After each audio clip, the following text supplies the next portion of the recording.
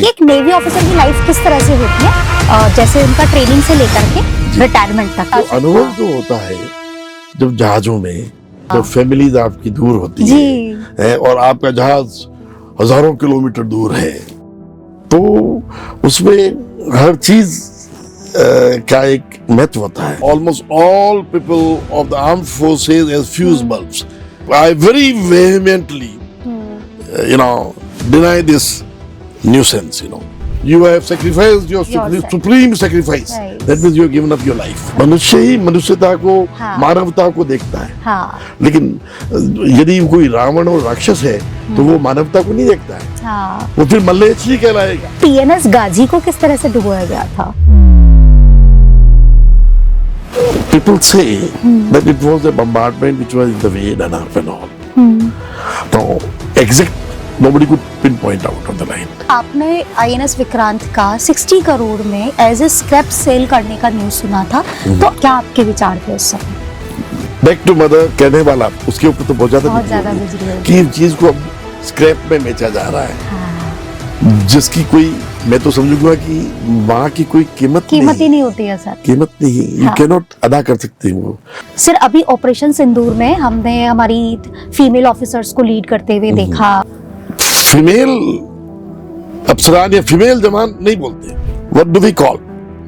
We call a well, with due respect to the ladies, as lady officers are known as the service women. तो जज्बे से काम करेगा वो ही क्षत्रिय कहलाएगा और वो ही शास्त्र धर्म की रक्षा करने वाला भी होगा। भारत माता की जय।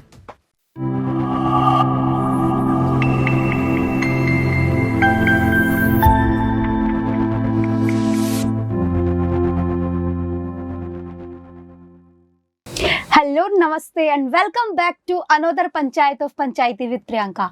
आज की पंचायत बहुत खास होने वाली है, तो इस पंचायत में मैं प्रियंका शर्मा आप सभी का बहुत बहुत स्वागत करती हूँ।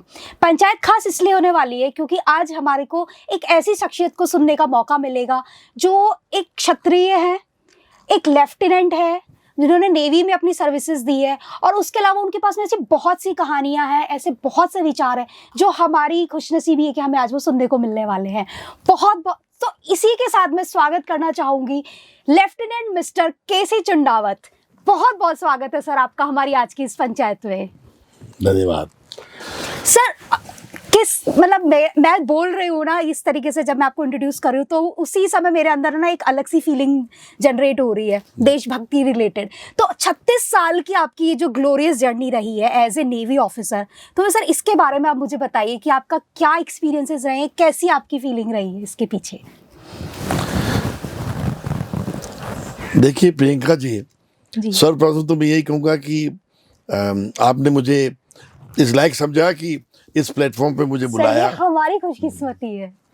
और हम यही कहेंगे कि व्यक्ति जब रिटायर्ड हो जाता है जी, लोग कहते हैं टायर्ड हो गए, तो हम हर वक्त समझते हैं कि हम टायर्ड नहीं हुए, हम वापस नया उत्थान और नई प्रगति के साथ में 2 कदम आगे लेने की कोशिश करते हुए आगे बढ़ते हैं जी। तो ऐसा होता है कि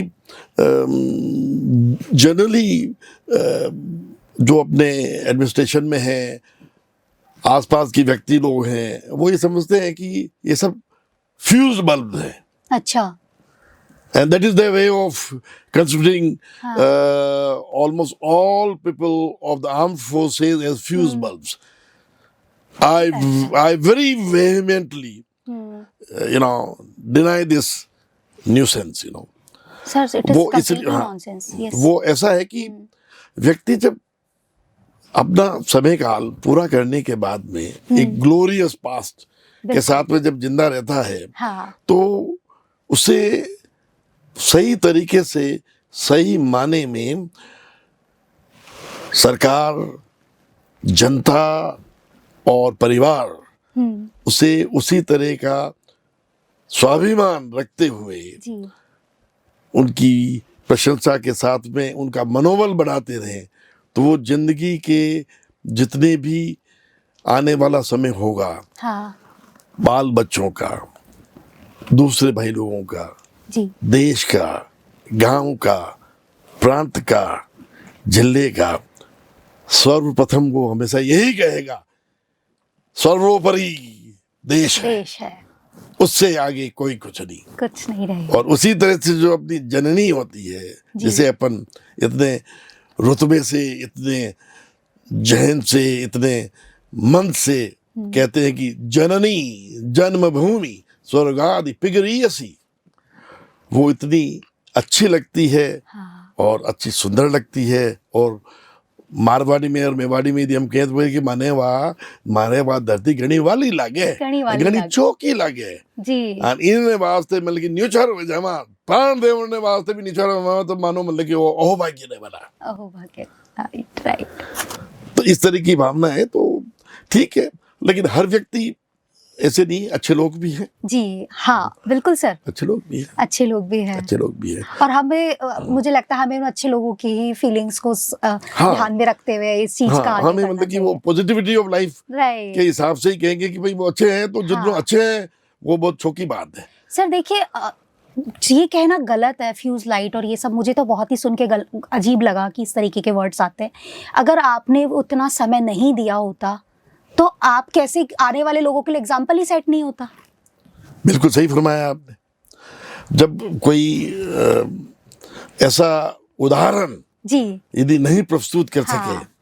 तो ऐसा लगेगा क्या कि दुनिया जो आगे बढ़ रही है, तो वो अपनी धाती को पीछे देखते हुए आगे बढ़ते हैं, बिल्कुल अपने पूर्वजों का पीछे का ख्याल देखते हुए आगे बढ़ते हैं, बिल्कुल सर।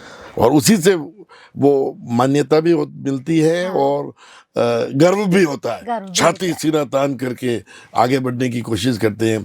और इसी तरह की जो छोटे बच्चे होते हैं, स्पेशल तौर पे जो हाँ। विद्यार्थीगण होते हैं, कम उम्र वाले होते हैं, जो सीखने वाले होते हैं, जी वो तभी सीखेंगे कि जो व्यक्ति फौजी है या एडमिनिस्ट्रेशन में है या कोई उपलब्धि भी प्राप्त करके कर और रखा आगे है। बढ़ने की कोशिश की है, बिल्कुल, उसी से सीखेगा। उसी से सीखेंगे। वो सबसे बड़ी बात वही है। सर माता पिता से सब सीखते हैं। सीखते ही हैं। सबसे बड़ी चीज यदि अपन कहेंगे तो एक बच्चे की जो माताश्री होती है, वो माताश्री सबसे बड़ी टीचर होती है। बिल्कुल सर।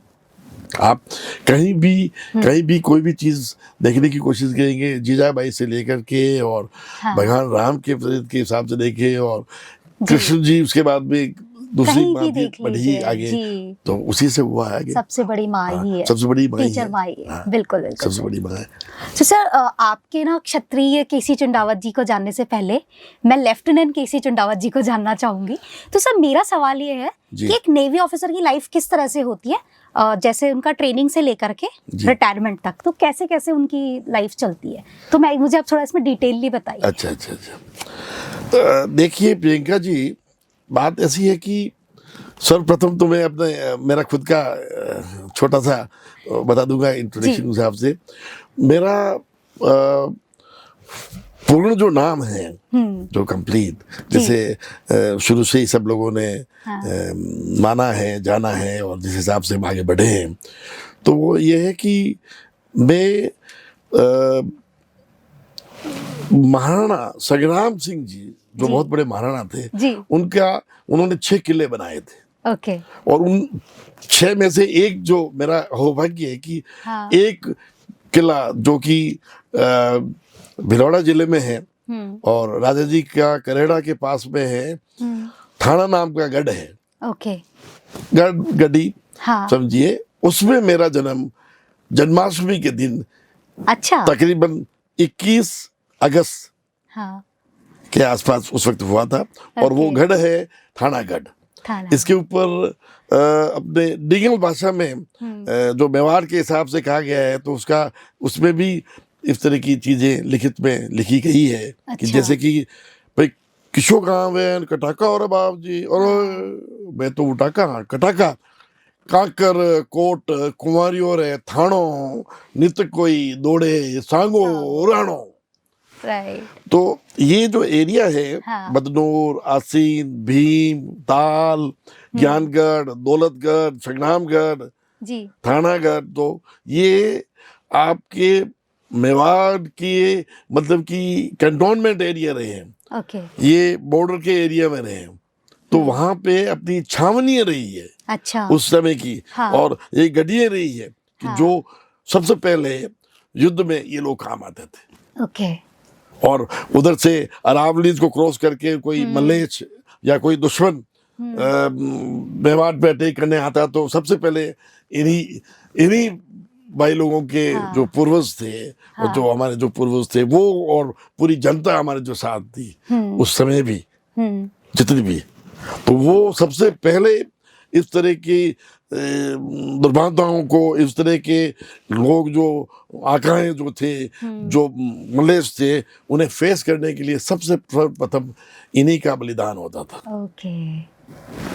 तो ये इस जगह तो मेरा जन्म हुआ है। हाँ। और फिर वहां से पढ़ते पढ़ते गांव के स्कूलों से हम पढ़ करके, और ऊपर वाले की मेहरबानी हुई, हाँ। हमारे बड़े भ्राताश्री कुंवर मोहम्मद सिंह जी साहब वो भी फौज में थे आर्टिलरी में, तो उन्होंने हमें अच्छा ज्ञान, अच्छा गाइडेंस दी, अच्छा पथ प्रदर्शन दिया कि उन्होंने मुझे सैनिक स्कूल की परीक्षा के लिए तैयार किया। और मैं भगवान की मेहरबानी हुई, मैं अच्छे अव्वल दर्जे से सैनिक स्कूल चित्तौड़गढ़ के लिए मैं भर्ती हुआ 66 में।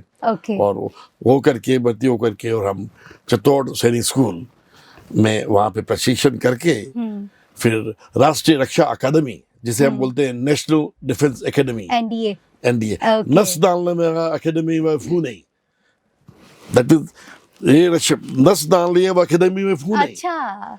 तो पूना में जब हमें दाखिला मिला और अच्छे दर्जे से हम आगे बढ़े जी, तो वहाँ पे हमें विदेशी भाषा भी सिखाते हैं। अच्छा। तो मेरी विदेशी भाषा रशियन थी। ओके। या जनाई पर उसकी थोड़ी थोड़ी आती है अब तो, पहले अब तो राइट। लेकिन फिर भी इस तरह से पूरे संसार की जितनी भी भाषाएं हैं तो वो राष्ट्रीय रक्षा अकादमी में हर कैडेट को सिखाई जाती है और वो परीक्षा पास करनी होती है। क्या बात है सर। और उसके अलावा नेशनल डिफेंस एकेडमी में हर चीज सिखाई जाती है, हर चीज, हर जो अच्छाई की चीजें हैं, हर चीज। ओके। मतलब कि हर तरह का गेम, हर तरह की शूटिंग, हर तरह का, मतलब कि फौज में आगे बढ़ने का, हर फौजी का ये एक हर रहा कि हर वक्त हर चीज सीखता है जी। और वही क्षत्रिय है जो हर चीज सीख करके आगे बढ़ेगा, वही क्षत्रिय है, वही देश के लिए कुर्बान होता है, वही देश के लिए आगे बढ़ता है। और वो कभी चीज कंपेयर नहीं करता है कि भाई मैंने कई मिली, सबसे बड़ी क्या मिली, ख्याति मिलेगी। देश के लिए आगे बढ़ करके अपना जीवन दान देने की, मतलब की ऐसी भावना रखते हुए आगे बढ़ेगा आदमी, तब देश की प्रगति आगे होएगी। बिल्कुल सर, ऐसा है। सर आईएनएस हमला में किस तरीके का काम होता है, क्या मतलब जैसे एनडीए में तो आपकी ट्रेनिंग्स होती है, और आईएनएस हमला में क्या हो रहा है? अच्छा, हमला एक नेवी का एस्टेब्लिशमेंट है। अच्छा। इंडियन नेवल शिप, जहाजों में मैंने जैसे राष्ट्रीय रक्षा अकादमी से स्नातक रहे और वहां से करने के बाद में मैंने जो मेरी चॉइस थी वो मैंने नेवी भरी थी, जल सेना की, उस हिसाब से। ऐसे आर्मी और एयरफोर्स और बीएसएफ और इन सब चीजों में तो हमारे भाई लोग बहुत गए हैं। अच्छा। लेकिन नेवी का एक ऐसा था कि डेजर्ट का रहने वाला आदमी, रेगिस्तानी आदमी समुद्र में, समुद्र में कैसे जाएगा? बिल्कुल। And it's a fact of life. मैं इस बात पे ये कहना चाहूंगा आपसे कि देखिए, खूबी यही है, खूबी ये है कि नेवी का व्यक्ति जो नेवी में है और डेजर्ट का रहने वाला, डेजर्ट का मतलब कि जहाँ पानी नहीं है, विपरीत परिस्थितियों वाला आदमी है, वो जल सेना में गया। अब इसके दो उदाहरण बताता हूँ मैं आपको। बहुत ही मजेदार चीज है कि हमारा इतना बड़ा अहोभाग्य है, हमें इतनी बड़ी खुशी है कि हिंदुस्तान की नेवी इतनी बड़ी है, उस नेवी के दो सेनाध्यक्ष हमारे बड़े भाई लोग पूर्वज जो बने, सर्वप्रथम में जो गए वो थे हमारे एडमिरल विजय सिंह शेखावत, वीर चक्र 71 वार के वो सबेन कमान की थी और पाकिस्तान बॉर्डर में पानी में जल में जा करके और काफी बेहतरीन काम किए थे उन्होंने। अच्छा। वो chief of the naval staff बने। ओके। उस बार के अंदर वो कमांडर थे, कमांडर से उसके बाद में प्रमोशन होते हुए कैप्टन, रियर एडमिरल, कमोडोर एक इंस्टीट्यूटेड होता है, rear admiral, vice admiral, admiral. Okay. तो वो chief of the naval staff बन करके और फिर रिटायर हुए। वो 7वें कोर्स राष्ट्रीय रक्षा अकादमी के थे। अच्छा। फिर 19 या 20वें कोर्स के हमारे दूसरे और हमारे सीनियर जो थे वो जल सेना के सेनाध्यक्ष बने। ओके। और वो थे हमारे एडमिरल जो भगवान की कृपा से अच्छी कंडीशन में है, घूम फिर रहे हैं और हमें बड़ा जोश दिलाते हैं। Great great. हाँ, वो है एडमिरल माधवेंद्र सिंह जी। माधवेंद्र सिंह जी। माधवेंद्र सिंह जी। और माधवेंद्र सिंह जी अपने जयपुरी विरासत है। अच्छा। हाँ, क्या और बात है सर। चौमू ठिकाने के वो अस्वाइल रॉयल खानदान के हैं। क्या बात है सर। और उनके पिताश्री के बड़े भाई और दूसरे बहुत सारे भाई लोग आर्मी, नेवी और एयरफोर्स में अच्छे अच्छे पदों से रिटायर हुए हैं। ओके। जैसे कि एक लेफ्टिनेंट जनरल उमराव सिंह साहब, वो उनके पिताश्री के बड़े भाई वो हैं। और उनके खुद के पिताश्री जो थे वो मेजर जनरल कुंवर भगवती सिंह जी थे। He was IC number 1, Indian commission number 1। अच्छा। हाँ, 1932-33 के। मतलब आप जिस तरह से बता रहे हैं जी कि हमारे नजर उठा के देखने की देर हमारे आसपास में इतने वीर और इतने ऊंचे ऊंचे ओहदे के अफसर हैं, राइट, जगह जगह। ये आपके मतलब कि मेवाड़ से लेके, मारवाड़ से लेके, गोडवाड़ से लेके, शेखावाटी से लेकर के, और उधर आप आबू और जैसलमेर एरिया में भी देखेंगे तो वहाँ भी अच्छे अच्छे बंदे जो कि पैरा कमांडोज में रहे हैं। कमांडो जब स्टार्ट हुई है तो ऐसे ही वीरों ने लेकर के आगे बढ़ के स्टार्ट की गई है। 71 वार के अंदर भी थे। मगजी थे। Megh Singh ji was awarded Vir Chakra during 1971 operation. 1971 के जी हाँ।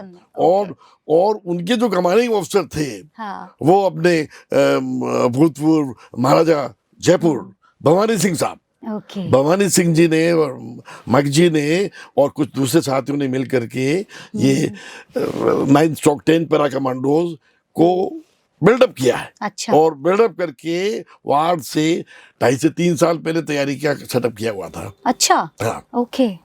और उन्होंने जो जब कमांड कर रहे थे तो उन्होंने नाइट ऑपरेशन के अंदर, जिसे हम बोलते हैं कि an operation, A principle of war, surprise is one of the most important principle of war.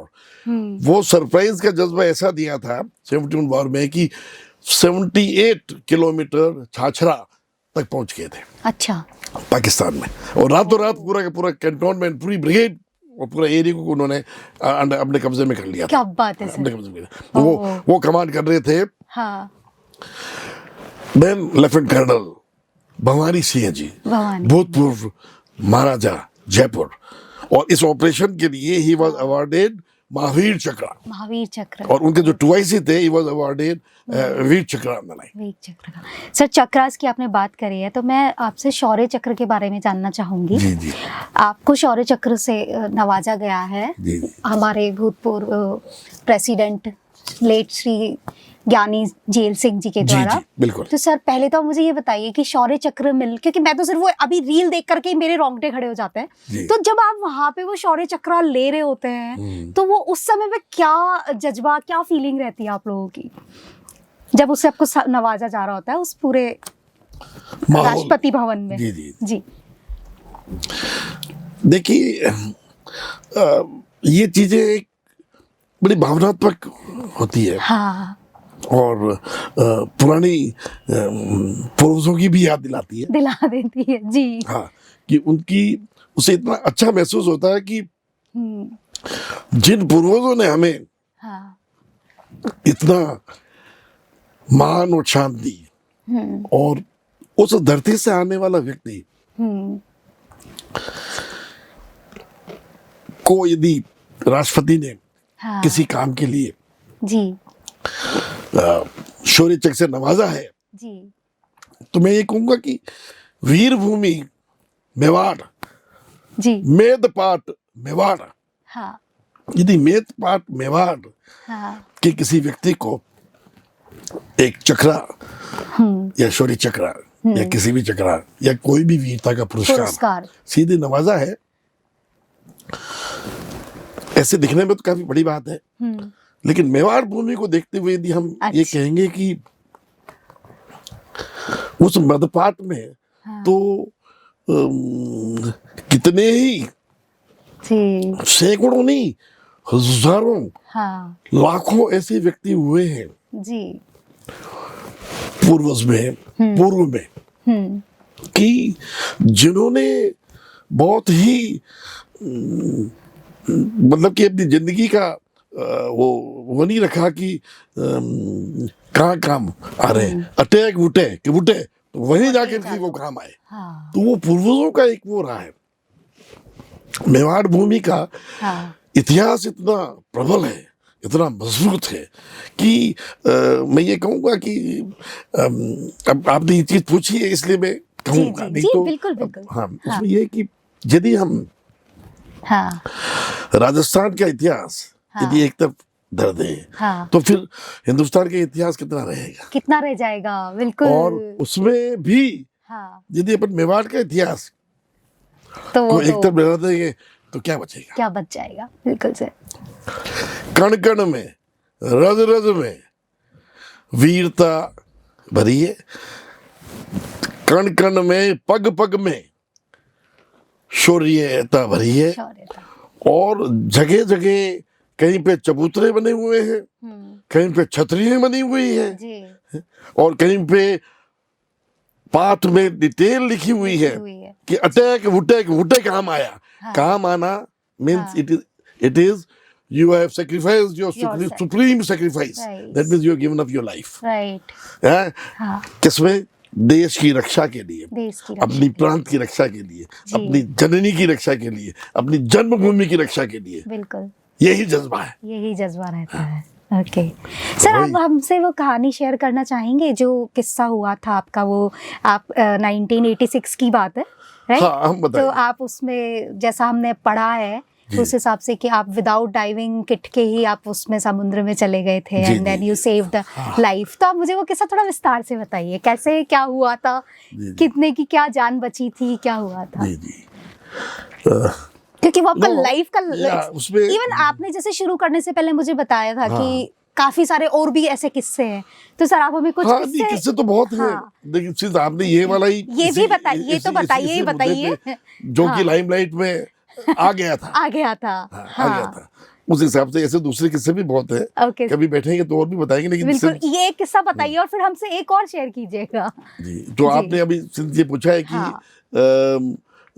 ये कौन से ऑपरेशन में या किस जगह या कब कैसे ये कैसे, मतलब क्या कहानी है वो पूरी, ये वो क्या किस तरह से जल रक्षा या जीवन रक्षा या जो करने की हमारी पेशकश थी और हम उसमें आगे बढ़े। तो मैं ये कहूँगा कि I still remember very well, in fact very very very clearly, you know, it was 23rd of March 1985, in fact 1986 exactly 23rd of March 1986, it was Sunday.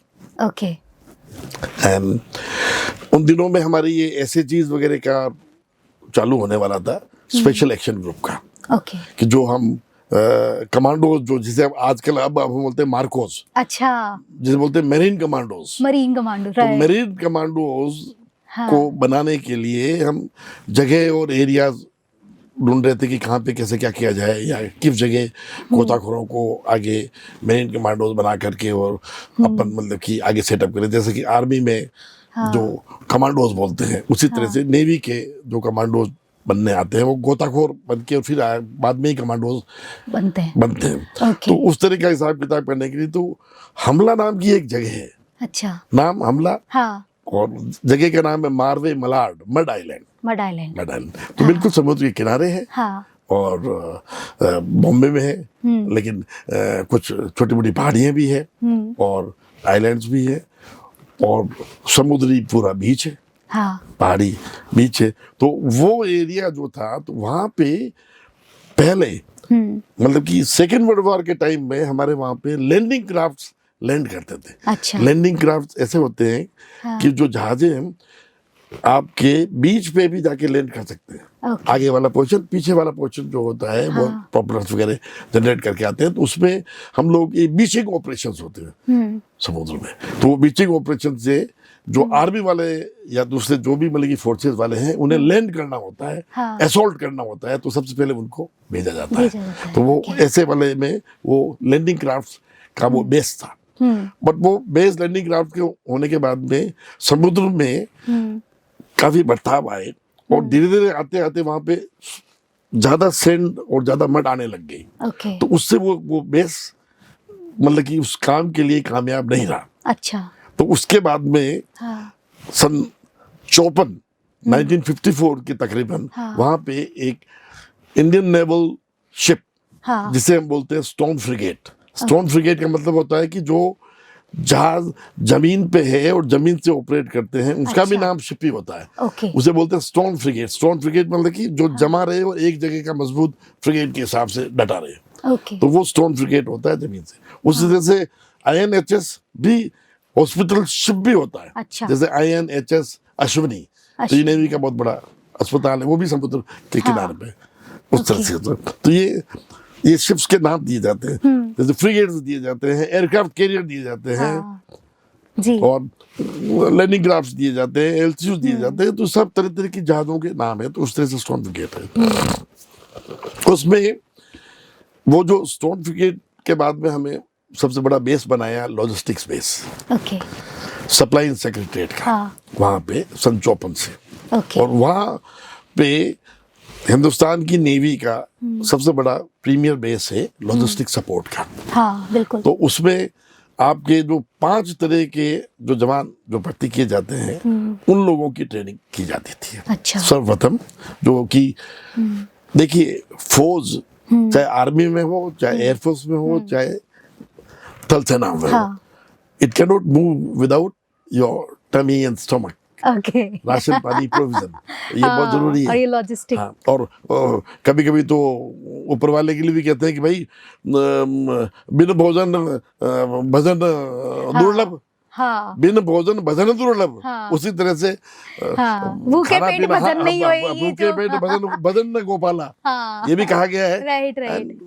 संस्कृति के हिसाब से बात भी सही है। हाँ बिल्कुल सही तो है। इसलिए ये चीज भी फौज के भाई लोगों के लिए करना बहुत जरूरी है। और वो अच्छा खाना, अच्छा तंदुरुस्त रहेंगे, आगे बढ़ेंगे, तभी जाके आगे बढ़ेंगे। तो उस हिसाब से ये नेवी का लॉजिस्टिक का एक बेस हमारे बड़े भाई लोगों ने, हमारे पूर्वजों ने इसके बारे में सोचा। और उन्होंने एक INS हमला नाम की जगह को, वो पहले हमलावार था। अच्छा। जब लैंडिंग क्राफ्ट होते थे, अब उसको INS हमला, इंडियन नेवल शिप हमला स्टॉर्म फ्रिगेट, जमीन पे बड़ा सा बेस है। करीब तकरीबन 2 किलोमीटर एरिया में बसा हुआ है। और समुद्र का किनारा है और बड़ा बेहतरीन जगह है। वहाँ पे काफी शिफ्टिंग शेड्स और काफी होती रहती है। और वही आपका मारवे मलाड, मारवे बीच, मड आइलैंड, हाँ, और अक्षा बीच। उसी के पास में एक अक्षा बीच और है। तो वहाँ पे अब तो काफी डेवलपमेंट हो गया है और 5 स्टार होटल्स वगैरह आ गई। पहले एक ही होटल थी और दूसरा पूरा एरिया खुला हुआ ही था। तो समुद्र, अच्छा समुद्र में आप कोई चीज बनाने की कोशिश करेंगे तो वो तो जवार बाटा से ये ऐसे भी पानी लेकर के डूबेगा। तो उस हिसाब से वो बीचेस अभी भी सुरक्षित है। और महाराष्ट्र गवर्नमेंट भी ध्यान रखा हुआ है। अब तो वहाँ पे ये सेफ्टी गार्ड भी लगाने लग गए हैं, काफी कुछ लगाने लगे हैं। जनता के लिए पिकनिक स्पॉट बन जाता है। तो उन दिनों में पहले भी पिकनिक स्पॉट था। तो उस मुद्दे पे आते हैं। तो रविवार के दिन मेरे साथ में एक हमारे, अभी अनफॉर्चुनेटली वो साथी हमारे नहीं रहे। अच्छा। वो भी लेफ्टिनेंट थे, मेरे से जूनियर थे, नेशनल डिफेंस एकेडमी के ही। उनका नाम था लेफ्टिनेंट मंजीत सिंह छिल्लर। मंजीत सिंह। हाँ, ओके। वो PPS नाभा के थे। अच्छा। PPS नाभा स्कूल के पढ़े हुए थे। उनके पिताश्री भी फौज में कैप्टन थे। ओके। तो वो भी हमारे साथ में हमारे फ्रेंड थे। वो तो घर पे वो नाश्ते पानी के लिए आए थे और SHG हमारे को संभालना था और हम लॉन्ग लॉजिस्टिक मैनेजमेंट कोर्स कर रहे थे। तो स्लीडिंग ऑपरेशन ये वो वहाँ पे सब करने का प्रावधान दिया हुआ था। ओके। और वो संडे का दिन था तो नाश्ता पानी करके और हम थोड़ा घूम फिर के आते हैं बीच पे। तो वहां से जब घूम फिरने के उस हिसाब से निकले हुए थे, तो अपने स्पोर्ट्स लीग में जैसे थे उसी में थे। और दूर दराज में around almost we can say half kilometre plus वहां देखा तो वहाँ हाई ताई मची हुई थी। अच्छा। लोगों की आवाज हमें हाँ, सुनाई चीखने नहीं की की, आवाज कुछ सुनाई कुछ दी। कुछ मतलब कि अजूबा सा ही लगा हुआ हाँ। था और काफी लोग इकट्ठे थे। ओके। तो वो देख करके हमें लगा यार कि कुछ गड़बड़ है वहां पे। तो हाँ। मैंने मंजीत को बोला कि Manjeet let's move, there is some action there, okay. कोई लफड़ा है वहां पे, लेट्स गो। तो हुआ वही। हाँ, मेरा जो अंदर का वो जो दोस्त था वो जग गया एकदम। बिल्कुल। और देखा तो वहां पे पहुंचते ही वहां देखा तो वहां पे लोगों की हाई त्राई मची हुई थी। और हाँ। समुद्र के अंदर लोग चीख रहे चिल्ला रहे थे और डूब रहे थे। तो वहां पे कोई जो घूमने फिरने वाले व्यक्ति आते हैं वो कैनों में बैठ करके और दूसरे वो प्लास्टिक वाले जो होते हैं हाँ। रबर के, हाँ। वो उसमें बैठ करके और मस्ती में घूमने चले गए थे। अच्छा, और उनके लाइफ जैकेट वगैरह पहने हुए नहीं थे। हाँ, अच्छा, और फिर तैरने तूरने के हिसाब से वो ऐसे भी डामाडोल होते हैं। Right right. और सर वैसे भी समुद्र की अच्छा, स्विमिंग समुद्र और में ऐसे नहीं स्विमिंग जाना पूल चाहिए। में डिफरेंट हाँ। होता ही है। अच्छा, और वो ज्वार पाटा जो आ रहा था वो अंदर की तरफ उस वक्त मतलब कि हाई वाटर से ये लो वाटर में जाने तरफ। वाले का जो पीरियड था, तो वो हाँ। एकदम काफी आवाज से आ रही थी। और काफी तो वो उसमें क्या है कि फिशिंग स्टैक्स होती है। अच्छा। तो वो फिशिंग स्टैक्स जो मछुआरे होते हैं वो लोग लगा देते हैं। हाँ। तो उससे क्या है कि वो तीखे और शार्प होते हैं। तो वो मच्छी अपने उधर पालन के लिए वो करते हैं। लेकिन उसमें से कोई ऐसे थे कि वो पेयर्स करके, तो उनकी वो जो बोटें थी, दो एक बोटें थी, वो बोट पंचर होकर के अब वो क्या पकड़ेंगे, पानी में डूबेंगे। हाँ। अच्छा, और पिकनिक में जो जाने वाले व्यक्ति हैं वो ज्यादा तौर पे मौज मस्ती के हिसाब से बिल्कुल। कुछ छोटा मोटा दूसरी चीज भी पी पुआ के आते हैं। अच्छा। तो उस चक्कर में हमने तो आप देखा लोगों का रेस्क्यू, पूरी जनता खड़ी है, किसी की हिम्मत नहीं थी कि मतलब कि वहां पे कैसे। हाँ, मतलब कि तकरीबन 100-125 मीटर अंदर समुद्र में पानी में वो डूब रहे थे। तो हम तो जैसे थे वैसे थे। हाँ। उस हिसाब से मतलब कि छलांग लगा करके और अंदर कूद गए। और कूद करके और देन वी रियलाइज कि वहां पे फिशिंग स्टैक्स वगैरह थी, लोग थे।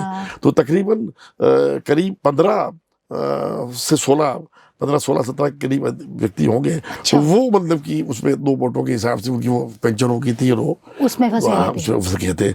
अब उस दौरान वो जो समय होता है बहुत इंपॉर्टेंट चीज होती है। वो जितना जल्दी आप उनको मतलब कि करने की कोशिश करोगे तो वो बेहतर है। तो वो लकवुड हैबिट की हमारे मतलब कि उस वक्त हम मॉर्निंग के टाइम में बिल्कुल एकदम तंदुरुस्त ही थे। और उस जोश के हिसाब से कूदते ही मतलब क्या है कि जो बंदों को बल्कि सिर से पीछे पकड़ करके और उल्टा स्विम करके और लेके आके छोड़े, ऐसे लाके छोड़े।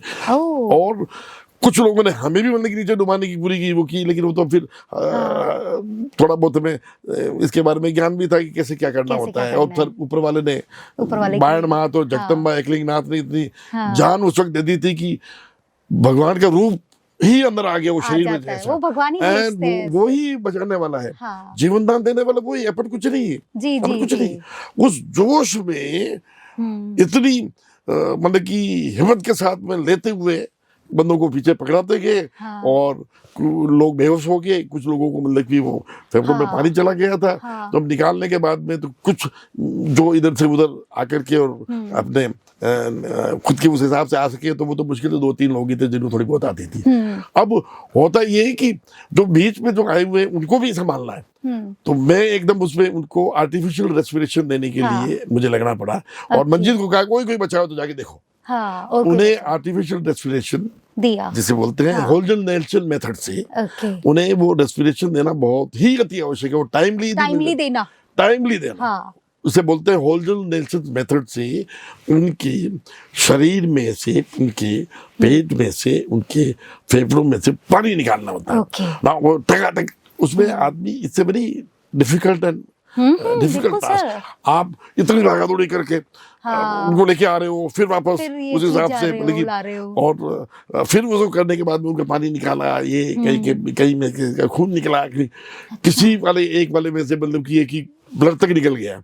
अच्छा। हाँ, अब you have to clean up everything and फिर होल डोनेशन मेथड से उनका मतलब कि क्लियरेंस माउथ करना होता है, कोई कचरा तो नहीं है, फिर उसके बाद में उल्टा करके उनको मतलब कि प्रेशराइज करके और पानी निकालना होता है, फिर उन्हें सांस देना वो ऊपर वाला देता है। हाँ, सर। उसमें फिर उनका मतलब कि है कि you have to close the nose and आपने ब्रीथ किया, then you have to put it through the mouth and with pressure you give it. तो वो जो लंग्स में उनकी वापस रिपीटेशन आती है, मतलब कि वो जिंदगी उसको वापस मिलती है। ओके। एंड इस तरह के तकरीबन करीब 12 लोगों को जिया था, उसमें से 9 या 10 के करीब तो बच गए थे और 2 हॉस्पिटल में खत्म हुए थे। ओके। क्योंकि उनके फेफड़ों में पानी ज्यादा देर रह गया था और वो एंड में। और उस दौरान फिर वापस जब बताया गया कि कोई नीचे रह गया फिशिंग स्टैक्स में, तो हम वापस कूद करके जा रहे भाई। तब तक इस दौरान कम से कम लगे कि 15 से 20 मिनट हो गए थे। अब वर्ल्ड रिकॉर्ड में 22 मिनट तक वाला व्यक्ति नीचे डूबा हुआ है, वो भी बचाया जा रहा है। अच्छा। That is one of the very, ये रीडर डाइजेस्ट के अंदर आप पढ़ेंगे तो उसमें पता लगेगा कि वर्ल्ड रिकॉर्ड में बंदा मतलब कि, लेकिन वो फ्रेश वाटर था, ये सी वाटर है, तो सी वाटर के कारण इसलिए वो फेल हो गए। हम पानी सब कुछ निकालने के बावजूद भी एल्वोलाई जो होता है आपके फेफड़े में वो रैप्चर हो गया था and the blood came out and everything, and अब ऊपर वाले ने उस वक्त जान ऐसी दी थी कि बस ये थी। एंड लकवुड डेविड हमारा एक मास्टर चीफ या पीओ पीटीआई एक और नजर आ गया था, तो उसकी भी हमें वहां पे मदद मिली थी। हमला का ही था, हमला करिए 1.5 किलोमीटर वहां से उस जगह से दूर था एंड ऑल। एंड अब ये सब दौरान हुए, हमने अपना काम काज करके जनता वो तो बड़े जोश में और जय हो नेवी की जय हो कर कुरा करके, और पुलिस वाला बंदा वहां आकर के वहां से गायब हो गया था। अच्छा। हाँ, पुलिस ने कुछ नहीं किया था। अब वो पुलिस ने ही आगे जाके रिपोर्ट भेजाई थी कि नेवी की ही कुछ लोगों ने, कुछ 2 लोग थे जिन्होंने ये काम किया था, एक कोई पेटी अफसर और था, तो ऐसे करके वो 2 तो नेवी के मेन थे, मनजीत सिंह चिल्लर और किशन सिंह चुंडावन। तो उस हिसाब से हमने इस चीज की रिपोर्ट हमारे कमांडिंग ऑफिसर जो कि कोमोडोर साहब वीकेएम शाह साहब थे, हमला के सीओ वीकेएम शाह ने, वो भी एक्सएनडीए सेकंड बैच एनडीए, तो वो कोमोडोर साहब थे उन दिनों में, हम लेफ्टिनेंट थे। Lieutenant is equal to army captain. Okay. तो वो रिपोर्ट पेश कर दी थी और आगे की कार्रवाई फिर हम भूल गए। अब होता ये है कि इससे मैटर ऑफ लक, ऐसी सब चीजें होती है। ठीक है, we have done our job, everything finish. हां, ये आप अपने कर्तव्य समझ के कर रहे हो, कर्तव्य के हिसाब से करके, it's not for any award recognition, it's for. अब होता क्या है कि अखबार में जब ये रिपोर्ट आई, जब भी वहां पे, तो उसके अंदर उन्होंने मतलब कि पुलिस वालों ने अपने नाम बताया कि वो हम लोग थे। अच्छा। इस बात पे जो वहां के एक आई थिंक डीआईजी और समबडी, उनको किसी को पुलिस वाले को पता लगा कि तो नेवी वाले बंदों ने किया था, नेवी के यंग ऑफिसर्स थे और स्पेशल एक्शन ग्रुप से जुड़े हुए थे, इन लोगों ने किसी ने किया। तो उन्होंने अपने जो भी वहाँ कमिश्नर वगैरह थे उनको रिपोर्ट पेश कर दी, और उन्होंने लेकर के और फिर हमारे जो कमांडिंग ऑफिसर थे उनको और सीएनसी को इसके बारे में ये रिपोर्ट पेश की कि भाई आपके नेवी वाले बंदों ने बहुत अच्छा किया, आपको बहुत बहुत बधाई हो। बिल्कुल सर। तो इस बात पे नेवी के जो भी उस वक्त हमारे सीएनसी साहब थे, may be I think admiral Jain थे या दूसरे कौन थे, तो उनमें से ये पता लगा था। और फिर जो प्रोसीजर होता है उस हिसाब से इन्होंने हमारे नाम आगे भेज दिए थे। उस हिसाब से ये प्रोसीजर जून का था, और अगस्त के महीने में एक कमेटी बैठती है वीरता के पुरस्कार वालों के लिए, तो वहां से लेकर के दिल्ली पहुंचता है। दिल्ली आर्मी नेवी एयरफोर्स वालों की एक मीटिंग बैठती है, वो डिफेंस मिनिस्टर उसे चेयर करते हैं और वो फिर पीएम से क्लियर करते हैं। देन ओनली 26 जनवरी को जाकर के 6 महीने बाद में फिर उसका फाइनल अनाउंसमेंट तब होता है। तब तो हम तो भूल गए थे। और फिर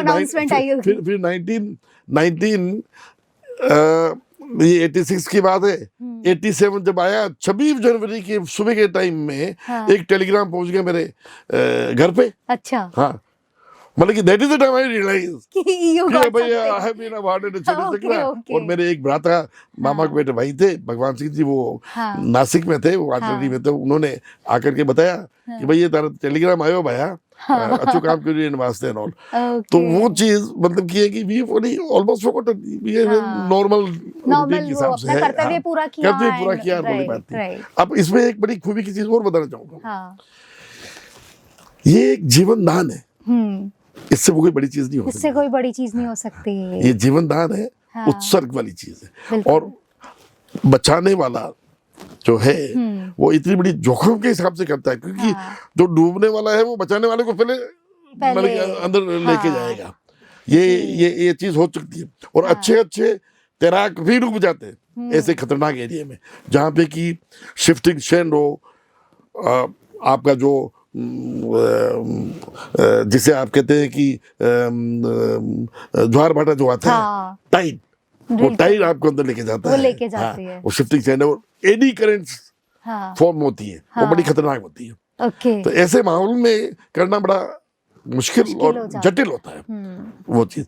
अब इसमें हुआ ये कि जो चीज जिनको बचाया था बाद में रिवील आउट हुआ, उनके घर वाले फिर आकर के और बल्कि हमला में आकर के मिले, तो तब हमें पता लगा था कि ये जितने भी हाँ. बच्चे लोग बच्चे थे। थी 18 और 22-23 साल के बीच के थे, हाँ. जो भी पूरा था, जो ग्रुप था, वो पूरा का पूरा ग्रुप अपने ये भाई लोग थे, हाँ. जो कि आप और हमारे को बिल्कुल अलग ही गिनते हैं। जी. आप समझे मुझे? हाँ हाँ समझ गई। तो जब बचाने वाला आपको भेजता है तो वो ये नहीं देखता है कि आपने राम सिंह को बचाया या राम खान को बचाया। जी। उस समय तो हाँ। एक नहीं उस समय भी, उसके अलावा कभी भी, भी खैर कभी ये भी तो है। देखिए मनुष्य है, मनुष्य ही मनुष्य हाँ। के तौर पे देखा जाएगा। मनुष्य ही मनुष्यता को, हाँ। मानवता को देखता है। हाँ। लेकिन यदि कोई रावण और राक्षस है तो वो मानवता को नहीं देखता है। हाँ। वो फिर मल्लेश ही कहलाएगा। हाँ, उनके तो एजेंडा ही अलग हो जाएंगे। उनके एजेंडा ही अलग होता है। बिल्कुल सर। तो ऊपर वाला महान है, एकरिंग नाथ महान है। महान है, बिल्कुल सर। ऊपर वाले की तो कृपा है जो कि आज हम ये भला सुन तो पा हो भला, रहे हैं। कर भला तो हो भला। बहुत बड़ी राइट, चीज है। बहुत बड़ी चीज है सर। और यही हमें इसे ही हम बोलते हैं कि जो दृढ़ राखे धर्म को तिहि राखे करतार। इसी हिसाब से दुनिया चलती है। बिल्कुल सर, इसी हिसाब से दुनिया चलेगी। तो sir this is what the आपने ना आईएनएस विक्रांत और विराट पे भी काम किया है। जी। तो हम लोग में ना आजकल यूथ में ना आईएनएस विक्रांत को लेकर के बहुत क्रेज रहता है, उसके बारे में सुनने का, ये सब। तो आप हमें आईएनएस विक्रांत ओल्ड के बारे में बताइए, क्या वहाँ पे किस तरीके से काम होता है, क्या चलता है वहाँ इंटरनल साइड में। और जैसा आप बता रहे थे अभी कि 1971 में आप ही के हमारे सीनियर्स थे, तो मुझे उस बारे में बताइए कुछ वॉर से रिलेटेड, और कुछ आईएनएस विक्रांत विराट किस तरह से उनका काम कैसे चलता है वहाँ। जी।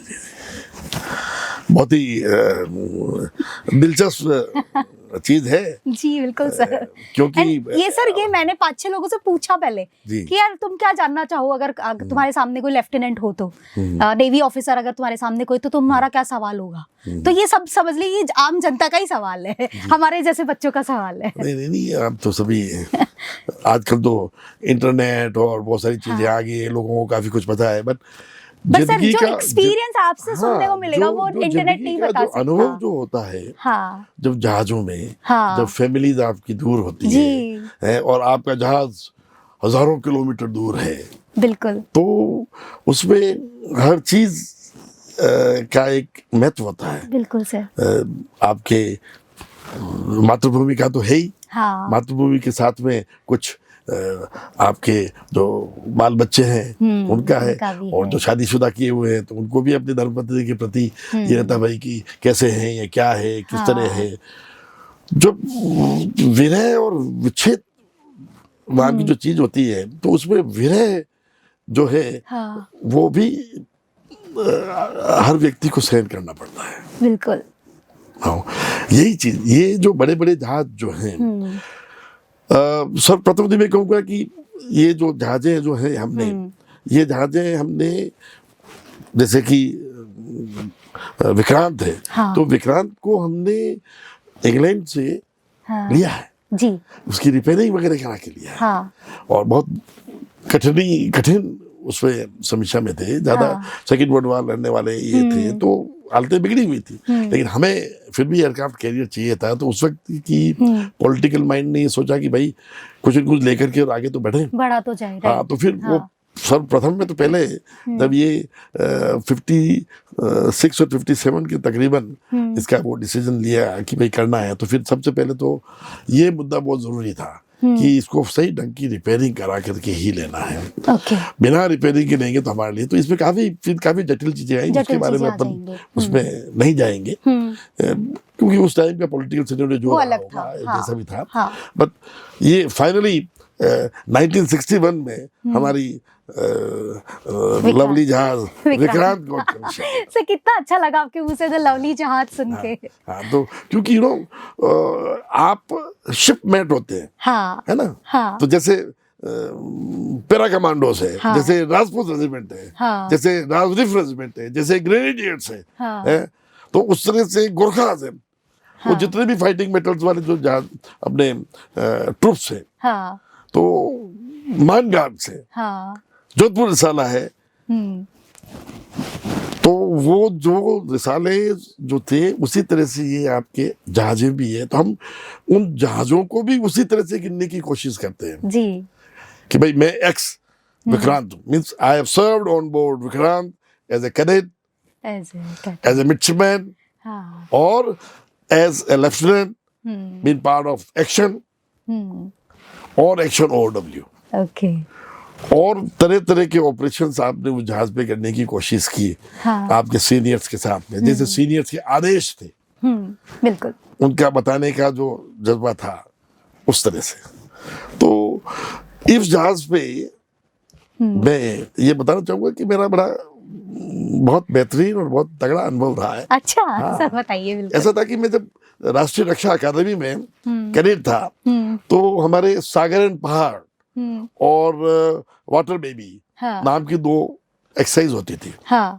तो वाटर बेबी तो बेसिकली ये कि जो नेवल कैडेट्स होते थे, नेवी वाले, तो वो जब नेशनल डिफेंस एकेडमी में 3 साल का स्नातक पूरा कोर्स करके और जब जाते हैं, तो उससे पहले 5वें टर्म के अंदर हमारे को अनुभव के लिए भेजते हैं जहाजों पे। अच्छा। तो वो उससे हम उस जहाज पे I was lucky to be transferred on that ship as for that whatever 4 to 5 days period.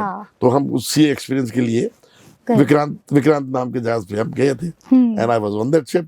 So we were very उस समय से 1976-77 वाला पीरियड है, as cadets we were on board those ships and all. तो उस जहाज का functioning, कार्य क्षमता, कार्यशैली एक तरह से ऐसा लगता था कि पूरा का पूरा फ्लोटिंग हिसाब किताब, जो कोई बड़ा सा गांव वो बड़ा एक टाउन हो, अच्छा, जिसकी मतलब की पॉपुलेशन मतलब की है कि 3 से 4 हजार की पॉपुलेशन होएगी, इस तरह का ऐसा महसूस होता था।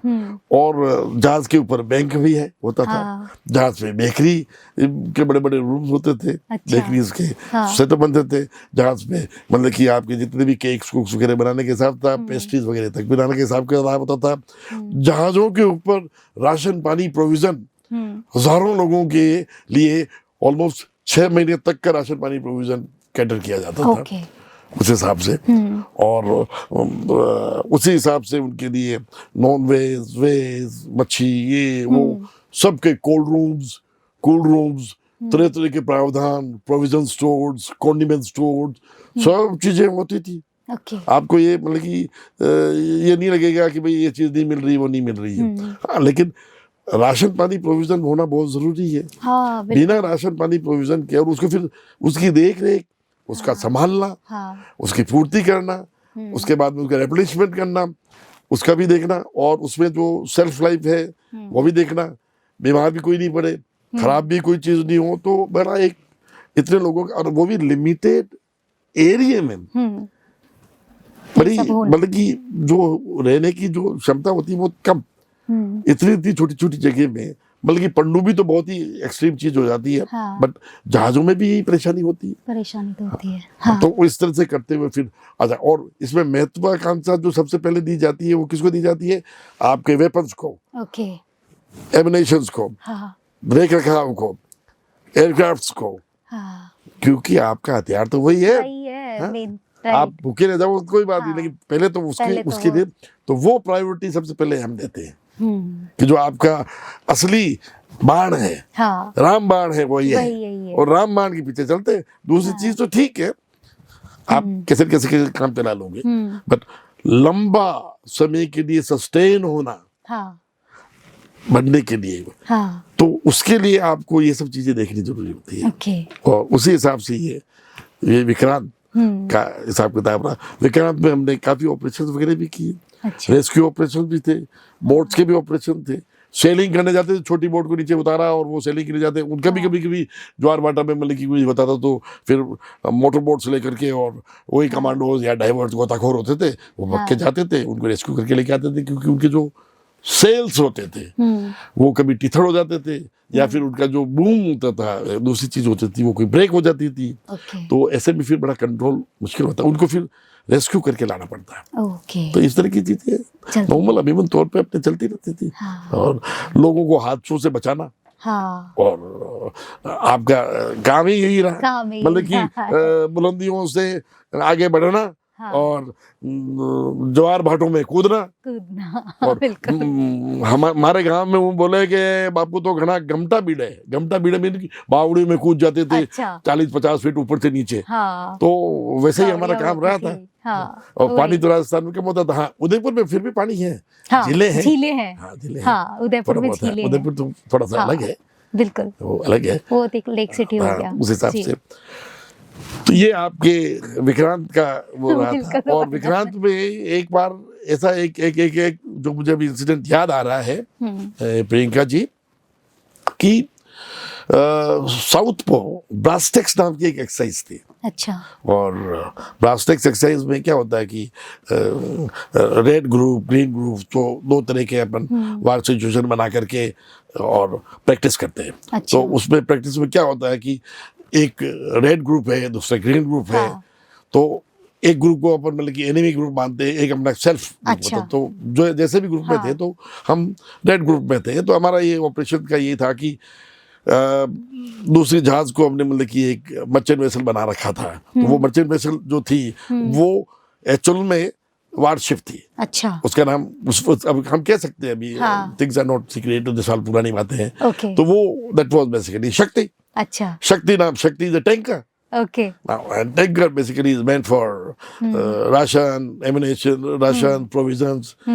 आपके मतलब की है ऑयल वगैरह का सप्लाई करना है, राशन पानी का है, सब सप्लाई करके, और बड़ी बड़ी ये लॉजिस्टिक सपोर्ट के लिए ये बड़ी बड़ी जहाजें होती है। हाँ, तो इन जहाज को उन्होंने दूसरे रूप दे करके और सनसेट के आसपास हाँ, हमारे साइट में आ गए थे। हाँ, तो उसे बोलते हैं कि immediately let up commando raid, बल्कि वो जहाज के ऊपर रेड हमारी मारनी थी, बल्कि एक सरप्राइज देना था।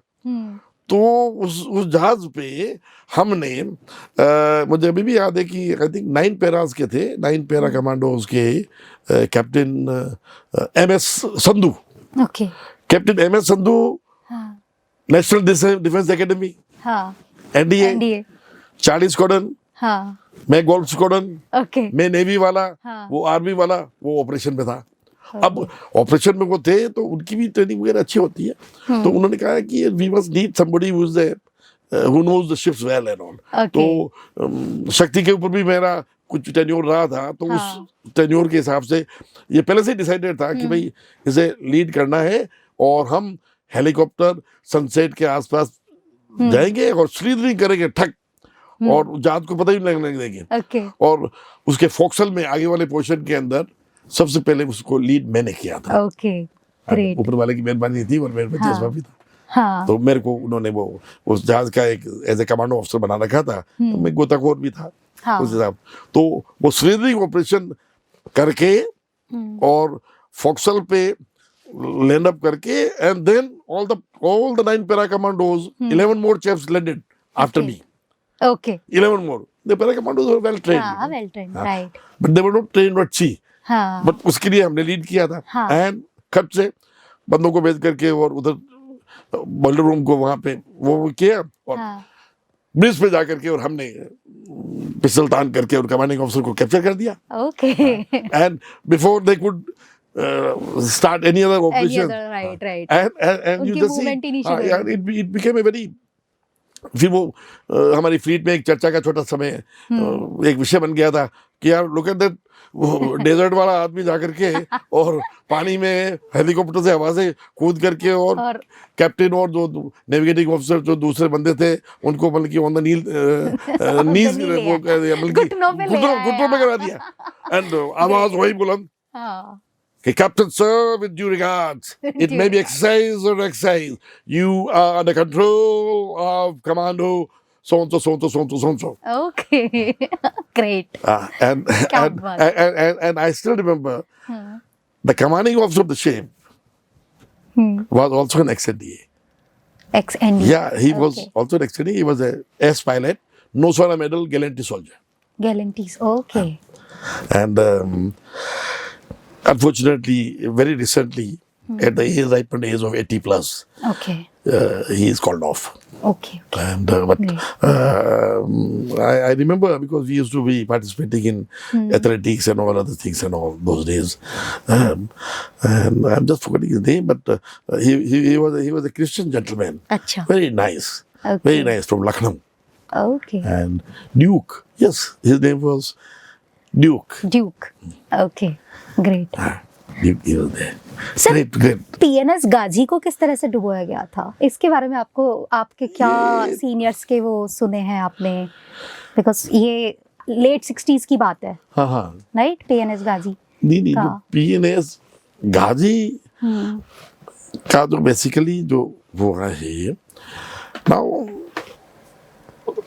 people say that it was a bombardment which was in the way done up and all. Now exact nobody could pinpoint out on the line Okay. which all ships did what and all.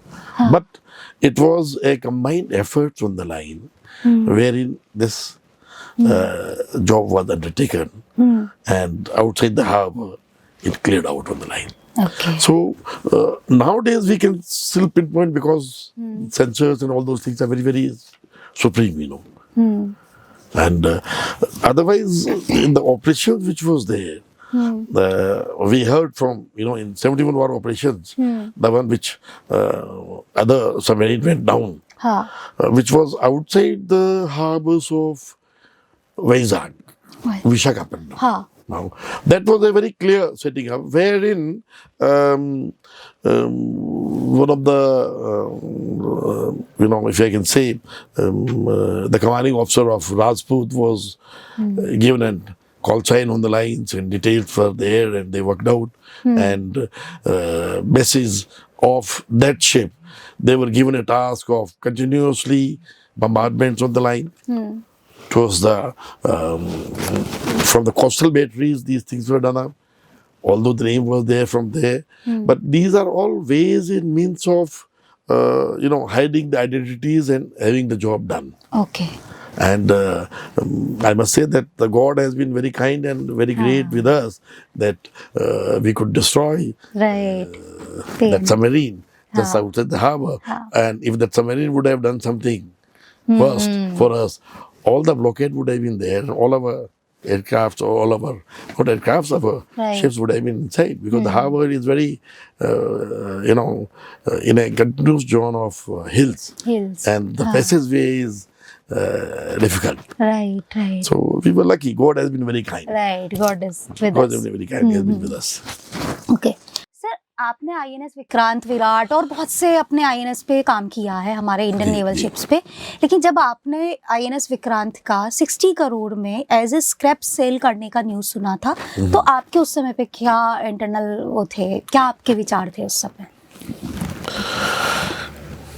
देखिए, ये बड़ा मर्मभेदी सवाल है क्योंकि जिस तरह से उस जहाज पे उस जहाज ने हमें एक माता की तरह शरण दी और स्पेशल तौर पे जो हमारे हवाई जहाज उड़ाने वाले पायलट्स जो होते हैं वो इस जहाज को back to the mother, that means उनका कहना और जो कम्युनिकेशन होता था, हाँ back to the mother, that means he is now required to land back on the line to the mother in mother's embrace.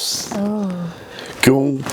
क्योंकि वहां ना तो धरती है, हाँ वहां पानी ही पानी है, हाँ समुद्र है, तो back to the mother. Now ये जो अटैचमेंट हाँ एक हवाई जहाज उड़ाने वाला पायलट का जो होता है, और वो भी पायलट एयरक्राफ्ट कैरियर बोर्न, हम्म, तो उसकी जो भावना होती है, हाँ या उस जहाज पे हाँ जो जवान मीन्स जो सेलर, जो अफसरान, हाँ जो मिडशिपमैन, हाँ। जो कैडेट, और जो सब लेफ्टिनेंट या even captain of the ship और द फ्लीट कमांडर, राइट, जो उस जहाज से रिलेटेड होता है, हाँ उसके लिए ऐसा होता है कि अपनी माताश्री को बेच दिया, ओह, समथिंग इक्वल टू दैट। हाँ तो दुख किस बात का होता है कि जब हमारे पास में सबसे बड़ी और सबसे तगड़ी उस दौरान की जो जहाजें थी, हाँ। जो चाहे हमने किसी से ली हो, हाँ हाँ चाहे आप उसको स्टेप मदर बोलो,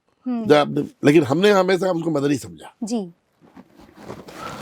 विक्रांत, हाँ पुराने वाली मैसूर, हाँ पुराने वाली दिल्ली, जी, जो कि आपके क्रूजर्स रहे, हाँ जिन पे हम लोगों ने, मेरे जैसे भाई लोगों ने हाँ एज सीक्रेट हाँ ट्रेनिंग की हो, राइट, और ये जहाजें भी इंग्लैंड से सेकेंड हैंड लेकर के, और हमने उसको आगे बढ़ाया, आगे बढ़ाया माँ है। को बड़ा किया।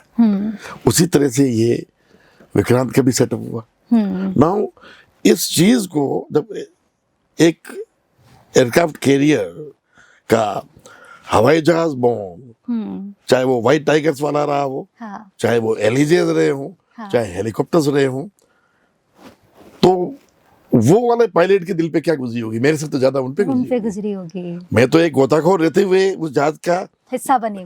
हिस्सा बना, नीचे वाले पोर्शन में, कि जहाँ पे हाँ। पानी में कूद करके देखना करना, प्रोपेलर से अंडर वाटर एप्लेंजेस है, अंडर वाटर फिटिंग्स है, अंडर वाटर सोनार है, डोम्स है, उनकी सबकी देख रेख और वो हिसाब किताब अंडर वाटर करते थे। लेकिन जो उस जहाज पे लैंड अप करने वाले की, तो एक तरह से देखा जाए तो शायद जो बैक टू मदर कहने वाला, उसके ऊपर तो बहुत ज्यादा बीती गुजरी होगी होगी। कि इस चीज को अब स्क्रैप में बेचा जा रहा है, हाँ, जिसकी कोई, मैं तो समझूंगा कि माँ की कोई कीमत ही नहीं होती है सर। कीमत नहीं, यू हाँ। कैन नॉट अदा कर सकते वो। Right. माँ का जो फर्ज कोई अदा ही नहीं कर 7 से 10 जन्म भी ले लोगे तो आप अदा नहीं कर सकते कर ही हो, नहीं ये सकते। कहा गया है। हाँ, और हम हिंदू प्रवृत्ति में ये चीज रही है, हाँ, जननी जन्मभूमि जन्मी जन्मी, स्वर्गादि पिगरीयसी, तो वही तरह से जननी हाँ। जन्मभूमि स्वर्ग से भी ज्यादा प्रिय है प्यारी, हमें। प्रिय, हमारी वाली, जन्मभूमि। अच्छी, तगड़ी लागे। हाँ that is the way of life. Right, वो आज के बच्चे यदि हाँ। अपनी माता को समझने लग जाए ना, तो हिंदुस्तान पहले जैसा हंसता खिलता हुआ तगड़ा और वापस वैसे के वैसे ही हो जाए।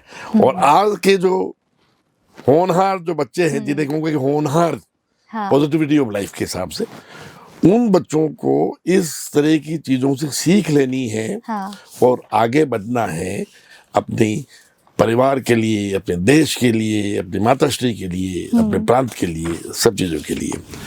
विक्रांत वाली जो बात आपने बताई थी, हाँ, जो मैं उससे थोड़ा सा डाइग्रेस हुआ हूँ, लेकिन ये उसका इम्पैक्ट जो है वो ये है। अब इसमें हुआ ये था कि मैं हेडक्वार्टर वेस्टर्न नेवल कमांड, पश्चिम कमांड में अपने ही पुराने सीनियर अफसरों के नीचे इस डिपार्टमेंट को भी मैं देखता देख था, रहे थे। हाँ जो भी हमें ड्यूटी मिली। तो उसमें ये विक्रांत को हमने संभाल के रखते रहे जब तक हम रख रहे हैं। हाँ विक्रांत डीकमीशन होने के बाद में भी हाँ विक्रांत को हमने फ्लोट करके रखा। ओके, उसका एक मिनिमम से मिनिमम हमें खर्चा दिया हुआ था, अच्छा, वो सिर्फ 5 करोड़ का ही था, उसकी मेंटेनेंस और देखरेख का, जिसके ऊपर की 25 से 50 लोगों को डिप्यूट किया हुआ था कि भाई इसको संभाल के रखो, राइट, इसको फ्लोट रखो, कहीं पर भी कोई डैमेज नहीं हो, तो उसकी चिपिंग, पेंटिंग, क्लियरेंसेस करना, सब कुछ हिसाब किताब देखा गया। अब होता ये कि 5 करोड़ एक अदना सा ही है। हाँ इस महंगाई के जमाने में आप कब तक मेंटेन करोगे? बार बार आप कह रहे हो कि यदि वो जहाज यदि आपका वहां पे एज ए सिटिंग डक बन जाता हाँ तो कितनी फजीती होती, हमारी कितनी दुर्दशा होती, कितना बुरा लगता देश पे, नहीं संसार में, हाँ कि साहब बैठा का बैठा जहाज नीचे ही डूब गया, हाँ, ये भी कि जो डीकमीशन किया हुआ है। हमारे जो पॉलिटिकल सिनेरियो, जो पॉलिटिकल विल वाले बंदे उस वक्त जो भी थे, हाँ उनके बारे में मैं कहना नहीं चाहूंगा, क्योंकि पॉलिटिक्स और फौजी हमें रास नहीं आते हैं। राइट अब होता क्या है कि बार बार हम इनको बता ही सकते हैं कि ये फंड बहुत कम है, इस फंड से काम नहीं चलेगा, और इसे हमने बड़े बड़े प्रपोजल डाले थे कि इसे एक ग्राउटिंग करके एक फ्लोटिंग या फ्लोटिंग पेट्रोल पंप बनाओ। फ्लोटिंग पेट्रोल स्टैंड नहीं बना सकते हो तो इसे आप ग्राउटिंग करके, जो कि मिडिल कोस्टल बैटरी और इस तरफ आपके ताज के बीच में उसी एंगल में लेकर के उसे वही का वही सेटअप कर दो पानी में। हाँ। और हेलीकॉप्टर से टूरिज्म में डालो, टूरिज्म में डालो, उससे it would have always been literally looking like a floating हाँ विक्रांत। विक्रांत और उस विक्रांत की याद में आज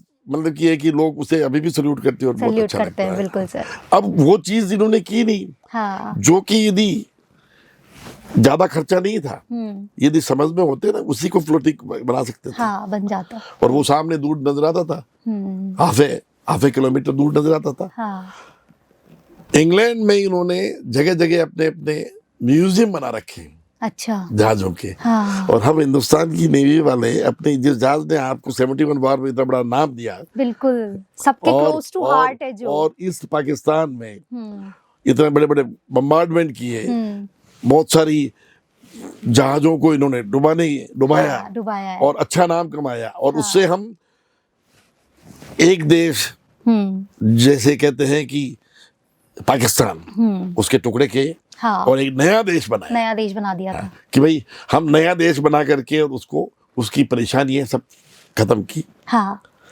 अब इतने बड़े जहाज ने इतना बड़ा काम किया, उसके उस वक्त हमारे जो फ्लीट कमांडर और जो फ्लीट के जो बड़े बॉस थे, वो एडमिरल कृष्णन थे। अच्छा उनकी वो मेन फोटोग्राफ में आप नजर आते हो। हाँ। एक यहाँ से बटन खुला हुआ है हाँ एंड हेड ओके कैप लगा रखी है, हाँ। वाइट कैप, ब्रेड हेड, और वो इंस्ट्रूमेंट ऑफ सरेंडर साइन करने के टाइम में वहां खड़े थे। ओके। वहां और भी व्यक्ति और खड़े हुए थे, हाँ जिन्हें आप जनरल तौर पे मतलब कि काफी लोग जानते नहीं हैं। उनमें आपके मतलब कि general Arora, who was lieutenant general eastern command of the army right at Fort William. He was there. Who later on became member of parliament also and all. And unfortunately, he's no more. Okay Air Marshal, another gentleman who was there on the night. And one very tall and a very tiger-looking man was also there. He was the 14th Corps commander. In fact, Lieutenant General Sagat Singh Jibalji. Okay Sagat, whose book and whose photograph the nation has thought about him now, or the armed forces has thought about him to put very close to the cantonment area and all. Okay They were the tigers. And at the same time, another Air Force man who was at the time as the group captain, who led the operation into the East Pakistan along with the munitions, heavy vehicles, lifted them up and put them the other side of Meghna towards the east side, okay was Group Captain Chandan Singh, great who participated in Second World War, who participated in 1948, who participated in 1961-62, who had also participated in other skirmishes in 57 to 58, who had also been National Defense Academy's squadron commander of King's Squadron at National Defense Academy, and who participated in 1965 war also, who participated in 1970 war also. Great He had been awarded Mahavir Chakra, जी Veer Chakra, Ati Visesh Seva Medal, क्या बात है। and 29 number bullets were hit with one of his aircrafts. He still got saved. Great Unfortunately, at a ripened age, at nearing about almost 100, he called off during a month after Corona period. Okay, okay. And Yes, recently.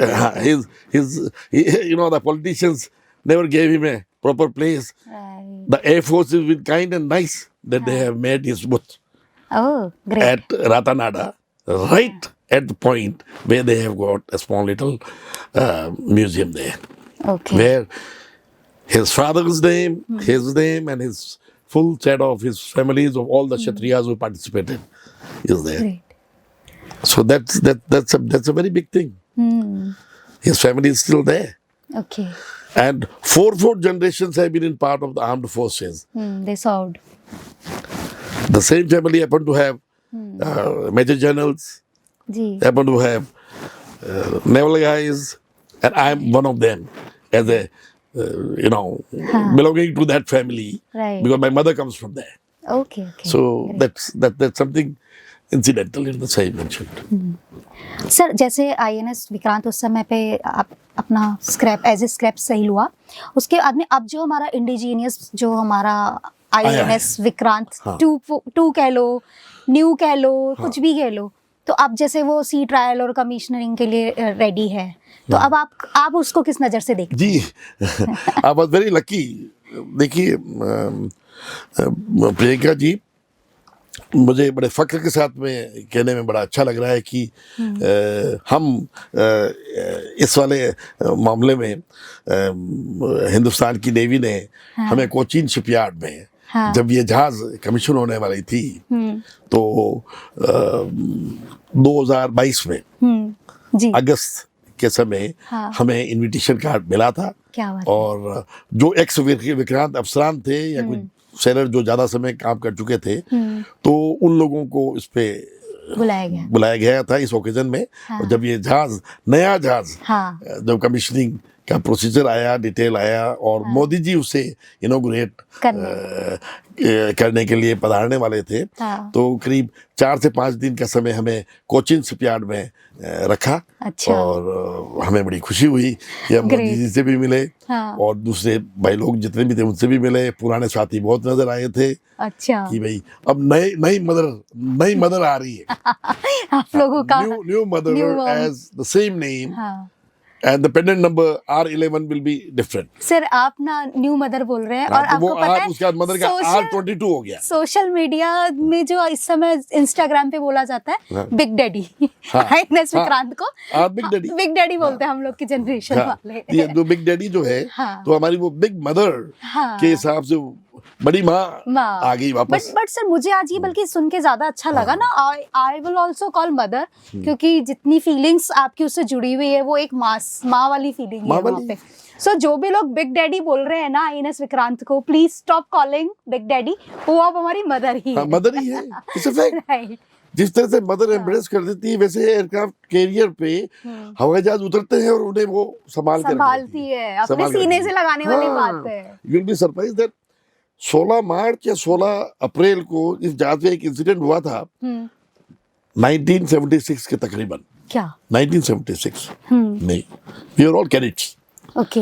और वो accident हुआ था, उसके बारे में भी आपको सुनना चाहिए. बताइए सर. वो पूरे संसार का एक सेकंड ऐसा इंसिडेंट है कि जो आज तक लोग और पूरा संसार याद करता है जब कभी ऐसा हो जाता है. तो अच्छा. वो ये कि मदर किसी कारणवश बच्चा एयरक्राफ्ट कैरियर से टेक ऑफ करना है. अच्छा. और टेक ऑफ करके और वापस रिटर्न होके नहीं आता है. हाँ. ऐसा ना, वो टेक ऑफ करते समय उसका पुल पूरा नहीं होता है, कोई न कोई खामी है वो साथ ही. तो वो एयरक्राफ्ट कैरियर के डेक से टेक ऑफ की जगह वो लैंड अप हो जाता है इनटू अंडरनीथ. अब आप इमेजिन करो कि 20 से 25 नॉट की स्पीड से जहाज जा रही है और उस जहाज के ऊपर 250 से 300 की स्पीड से वो एयरक्राफ्ट टेक ऑफ करता है. तो पुल नहीं होने के कारण कोई कारण रहा है उसमें. टेक्निकली डिफॉल्ट हो जाते हैं. हो जाते हैं वो. तो ऐसे वाले डिफॉल्ट में एक अलग ही प्रक्रिया की जाती है. क्या? संसार का सेकंड सर्वाइवल इस तरह के एयरक्राफ्ट कैरियर का एक ही सेकंड, फाइटर पायलट में एक ही बैठता है, हाँ, व्हाइट टाइगर्स वाला, राइट, ही गॉट सेव्ड, ऊपर वाला उसकी सेविंग कर रहा था। ओह, पूरे संसार में अब तक सेकंड सर्वाइवल है हिंदुस्तान का एयरक्राफ्ट कैरियर का, एक ही सर्वाइवल जिनका नाम मैं बड़े जोश और लगन के साथ मैं लूंगा, क्योंकि वो मेरे पोजिटिव कमांडिंग ऑफिसर रहे। Okay, and I will talk about that time captain हाँ, Peter Arthur Debras, okay, 0416 Yankee okay, was his personal number on the line. I happened to be his staff officer and diving officer and commando officer on board the same ship in 1986-87. Okay, तो वो 76 में हाँ, as a lieutenant commander, stroke the acting commander, went down the ship. Oh, Now कोई incident जैसे हाँ, now उसमें जो प्रक्रिया जो चीज की जाती है वो इतनी बेहतरीन तरीके से की गई थी, जो रेसिप्रोकल कोर्स में आना था वो इतना बेहतरीन तरीके से हुआ। And by the way, you know, the commanding officer who was there at the time was Ram Tahiliani sir, okay, तहिया, who became chief of the naval staff as the नौसेना अध्यक्ष as R.H. Tehliani, full admiral. Okay, He was at that time in 76 as a captain commanding that ship. And he was there on the chair. Okay, All other officers and all. And it happened somewhere little before the sunset and all. And this officer, Peter Arthur Deveras, he is presently surviving. Nice. And he is there staying in Goa. This gentleman had his best of the thing. मैं तो कहूँगा कि ऊपर वाले की इतनी बड़ी गुवर थी और इंडियन नेवी का इतना था, और तेलानी साहब का और दूसरे जो थे जिन्होंने जो ऑर्डर जो दिए थे वो बिल्कुल सही ढंग से लग गए थे, लग और गए। ऊपर हाँ। और उसी हिसाब से 1001 to 1010 का शायद वही प्रोसीजर होता है। I am not be 100% sure because I am not a flyer, right, right, I am a diver, but as a diver I would say that yes, वो जो ड्रिल शायद उन्होंने जो की और ऊपर वाले ने बचाने का काम किया, हाँ, तो वो अंडर वाटर इजेक्शन जो था ग्रेट, वो इतना नीचे जाने के बाद में उनको वापस ऊपर फेंका गया और जहाज उधर से यूं निकली और SAR हेलीकॉप्टर ने जाके पिकअप कर लिया, ग्रेट, और उसके प्रोपेलर्स जो थे उनसे तकरीबन 12 से 15 फीट दूर थे। मतलब कि वो जो जिंदगी मौत आपके इतनी नजदीक है कि आपके बोटी बोटी कर सकती है हाँ, उस प्रोपेलर के चर्निंग में आकर के। बिल्कुल अंडर, हाँ, एंड वो जज्बा उस वक्त Peter Arthur Debras got saved, great, and Vikrant got saved, and the name of the country went up the way. Second survival in the world. Our first survival is from England. Okay, and the second, Second is Peter Arthur Deveras. Okay. And I always say I had been fortunate to serve under such stalwarts, you know, great of the Navy. And we are And, fortunate कि हम and आपको, luck would have it, majority of them happen to be known or ex-National Defense Academy. राष्ट्रीय रक्षा अकादमी जो पुणे राष्ट्रीय वाली रक्षा खड़गवासला अकादमी, वाली yes, है, you told. वहाँ के सब स्नातक हैं। Okay, That's the way of life. क्या So बात है। जिंदगी का ऐसा जज्बा होता है। जब ये विक्रांत को जब वो किया था तो हमें बड़ा दुख हुआ था कि सेल में जा रहा है, स्क्रिप्ट में जा रहा है, हाँ। और और फिर जब आई विश यदि हमारे पास में ये टाटा और अंबानी और धीरू भाई और जो भी ये पैसे वाले हाँ, लोग इस हैं, समय, हाँ, उन लोगों के लिए कुछ नहीं था। राइट, ये इतने पैसे वाले जो अपना, मैं तो इससे कहूंगा कि उनसे तो ज्यादा बेहतरीन समझदार धरती पुत्र कोई थे तो भामाशाह थे, हाँ, ताराचंद थे, जी, जिन्होंने अपनी देश की रक्षा के लिए महाराणा प्रताप की भी मदद दी वापस सेना रेज करने के लिए। ग्रेट, या फिर अकबर जो उस वक्त जो राज करा था उसका जो वहां से अहमदाबाद की तरफ से उधर से जो लूटा हुआ माल हाँ, इन्हीं वीरों ने लेकर के किया और इधर ला करके कहा कि अब आप वापस सेना तैयार करो। करो सानी तैयार, ऐसा जज्बा था। बट अब हम तो यही कहेंगे कि अच्छाई के लिए ऊपर वाला हमेशा साथ साथ देता है, बिल्कुल sir, that's the way of life. Right, right, कर भला तो हो हो भला। भला। सर अभी ऑपरेशन सिंदूर में हमने हमारी फीमेल ऑफिसर्स को लीड करते हुए देखा और जिस तरह से हमने उन्हें सुना किया, तो आप क्या कहना चाहेंगे सर इस बारे में कि अब मौके अब मिल रहे हैं या फिर ये तो पहले से ही चलता आ रहा है, या क्या कहना चाहेंगे? बहुत ही बेहतरीन क्वेश्चन है, सवाल है। और मैं एक चीज उससे पहले माफी चाहूंगा, एक कुछ कहना चाहूंगा। जी सर, आप बिल्कुल, आप ऐसे नहीं बोलिए। बुरा नहीं माने तो बिल्कुल सर। वो ऐसा है कि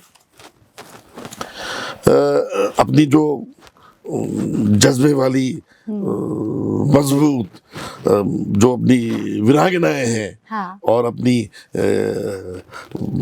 माता तुल्य, अपनी सिस्टर तुल्य, जैसे मतलब की बहन, हाँ। और ये जो आर्म्ड फोर्सेस में जब हम इन्हें लेते हैं या पहले भी जब थी, तो हम उन्हें फीमेल अफसरान या फीमेल जवान नहीं बोलते। Okay, there is no word female. There is no word female for them. Okay, ये एक बहुत बड़ी चीज लोगों के जहन में जानी चाहिए। हाँ, फीमेल नाम की चीज ही नहीं रखनी। नहीं रखनी है। No gender there. हाँ, no gender there, no gender. Captain is always a captain. Captain is always captain. Doesn't matter he is a male or female. Captain is captain, colonel is colonel, general is general. general. But you don't put Right. as this one. You know, what do we call? We call well, with due respect to the ladies, the lady officers are known as the service woman. Oh, woman. हाँ, Great. service woman. Oh, the service woman. ये अंग्रेजी की असलियत का ये शब्द है, the service women. Okay. Is not the oh so female, no. वो उनके लिए डेरोगेटरी चीज होती है। हाँ, हमें उनको बिल्कुल एकदम yes. वो जज्बे के हिसाब सैल्यूट वाली बात है। यू विल बी सरप्राइज हाँ, that about 12 years of the age, when these service women or the lady officers or anybody who is a lady who lands up on a holiday or on a chutti ka din as a visitor when the ships are open, तो ये जो she जिसे service women कहा जाता है या फिर ladies है, हाँ, तो उन्हें जल सेना में सल्यूट किया जाता है on board A ship when they हम। okay. नॉर्मल आदमी nobody is entitled except that he is a person should be a commissioned officer हाँ. or should by the constitution of India or by the protocol of the thing is being saluted, otherwise nobody else. Nobody else. And the lady officers whom we call it as the service women are always saluted, whether that lady is good lady of a jawan or an officer Okay. or anybody. And They are great. always saluted Great. and received on board with respect and regard. Great. And that's we call it the ships as she. Okay. The ship is known as she, the mother. Mother. That's why. These are the traditional ways of the Navy. Okay. Great. And your question was regarding the present generations of the Right. thing. No, you know that. I think if I remember correctly, 92 was the first batch of service women was inducted and all. And, Okay. And during that period, I also was associated with their training as their training commander at INS Hamla. अच्छा. And majority of the batches passed out through that period. So I also was fortunate to see them and all. And मैंने ये चीज observe की थी कि हमारी जो बहनें और ये हाँ. जो सर्विस में आई थी, हाँ. यंग जज्बा वाली, हाँ. जिसे कहते हैं कि तंदुरुस्त, तगड़ी और लड़ाकू हाँ. जो थी सर्विस वुमेन, इनमें बड़ा जज्बा था। Okay. हाँ, they always wanted to compete well and a very healthy competition. Wow. Very healthy. I remember I even took them for a second set of round of cross country run, अच्छा. and the training commander himself is running and leading them. Okay. Wow. That was the जज्बा। कितना support है उनके हाँ, लिए रहा उनका है। सपोर्ट, उनके लिए हमने बीच वॉलीबॉल तक वहाँ पे तैयार किए थे हमला में Great. खेलने के लिए and all। और उसी तरह से वो टग ऑफ वार जो होता है, हाँ. वो भी ऐसे ऐसे स्टार्ट किए थे। तो वो जो मैं तो यही कहूँगा कि those service women those who came from that background, they were all thrilled with josh, हिम्मत, लगन कि यार टग ऑफ वार करना है करना है तो और जीतना है। जीतना है। And at times I used to I used to be myself participating with them as their, you know, the sheet anchor at times. Okay okay and ऊपर वाले की मेहरबानी थी कि कभी कभी हम दूसरे भाई लोगों के उनके सामने हम जीत जाते थे and the service women they used to be so happy कि हमने उन बंदों को हरा दिया Great. ये आता था जोश क्या बात ये है आता था सर तो right this is the way of life, you know. A lot of them must have been are now retired. They must have been on a very high position. Okay But it was great great to be their part at that time and all. Now, this is of the present way of what is happening in the country. Country but मैं ये चीज कहना चाहूंगा कि लोग ये बातें चीतें करते हैं ना हाँ कि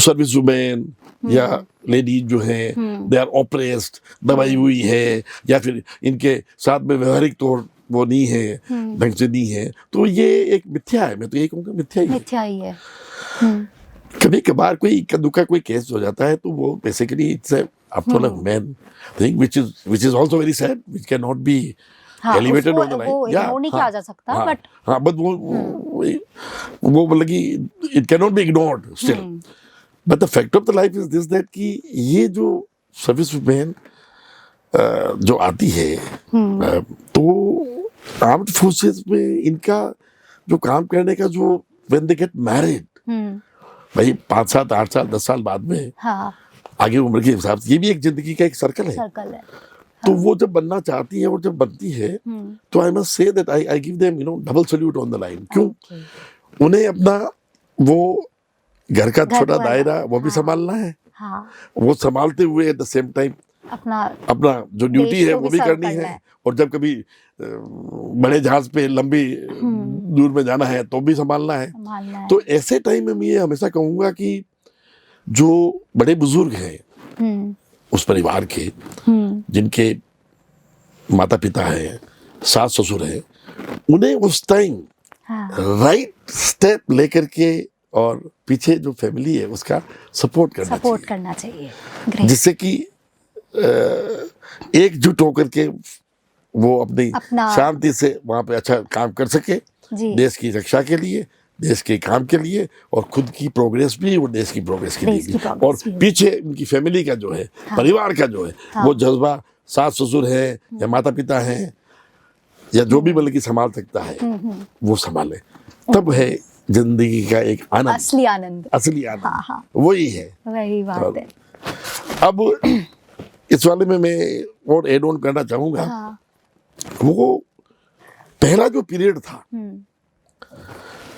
जिसे आप कह सकते हैं कि पुराने समय का हाँ मिडाइवल पीरियड हाँ या उसके बाद में भी तो क्षत्रिय जो थे या क्षत्रिय कोई जात नहीं है ये एक ध्यान रखना बहुत जरूरी है हाँ ये एक काम करने की पद्धति है ओके एक जज्बा जज्बा है है एक जज्बा है हाँ और वो कार्य जो क्षत्रिय कर लेता है हाँ वही वही क्षत्रिय कहलाएगा क्षत्रिय कहलाएगा जो जज्बे से काम कर जो रहा है जज्बे से काम करेगा वही क्षत्रिय क्षत्रिय कहलाएगा और वही शास्त्र धर्म की रक्षा करने वाला भी होगा बिल्कुल ये बहुत बड़ी चीज है हर व्यक्ति नहीं कहते कि साहब मैं तो सिर्फ इसी व्यक्ति की मतलब कि जात वाले को क्षत्रिय मानूंगा नहीं Kshatriya could be anybody else right क्षत्रिय पद्धति है जज्बा है एक पाथ है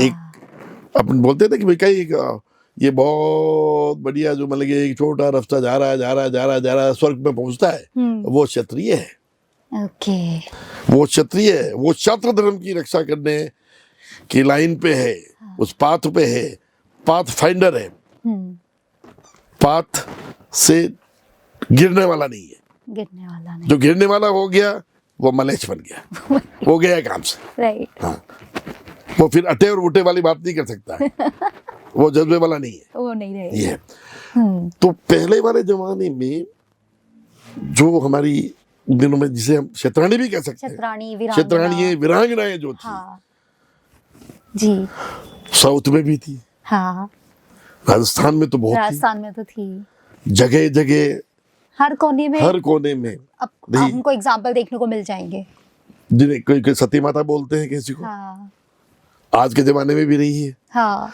इतने इतने मतलब कि छात्र धर्म के हिसाब से इतने इतने कुमारी जो है वो भी छात्रत्व ही रख रही है।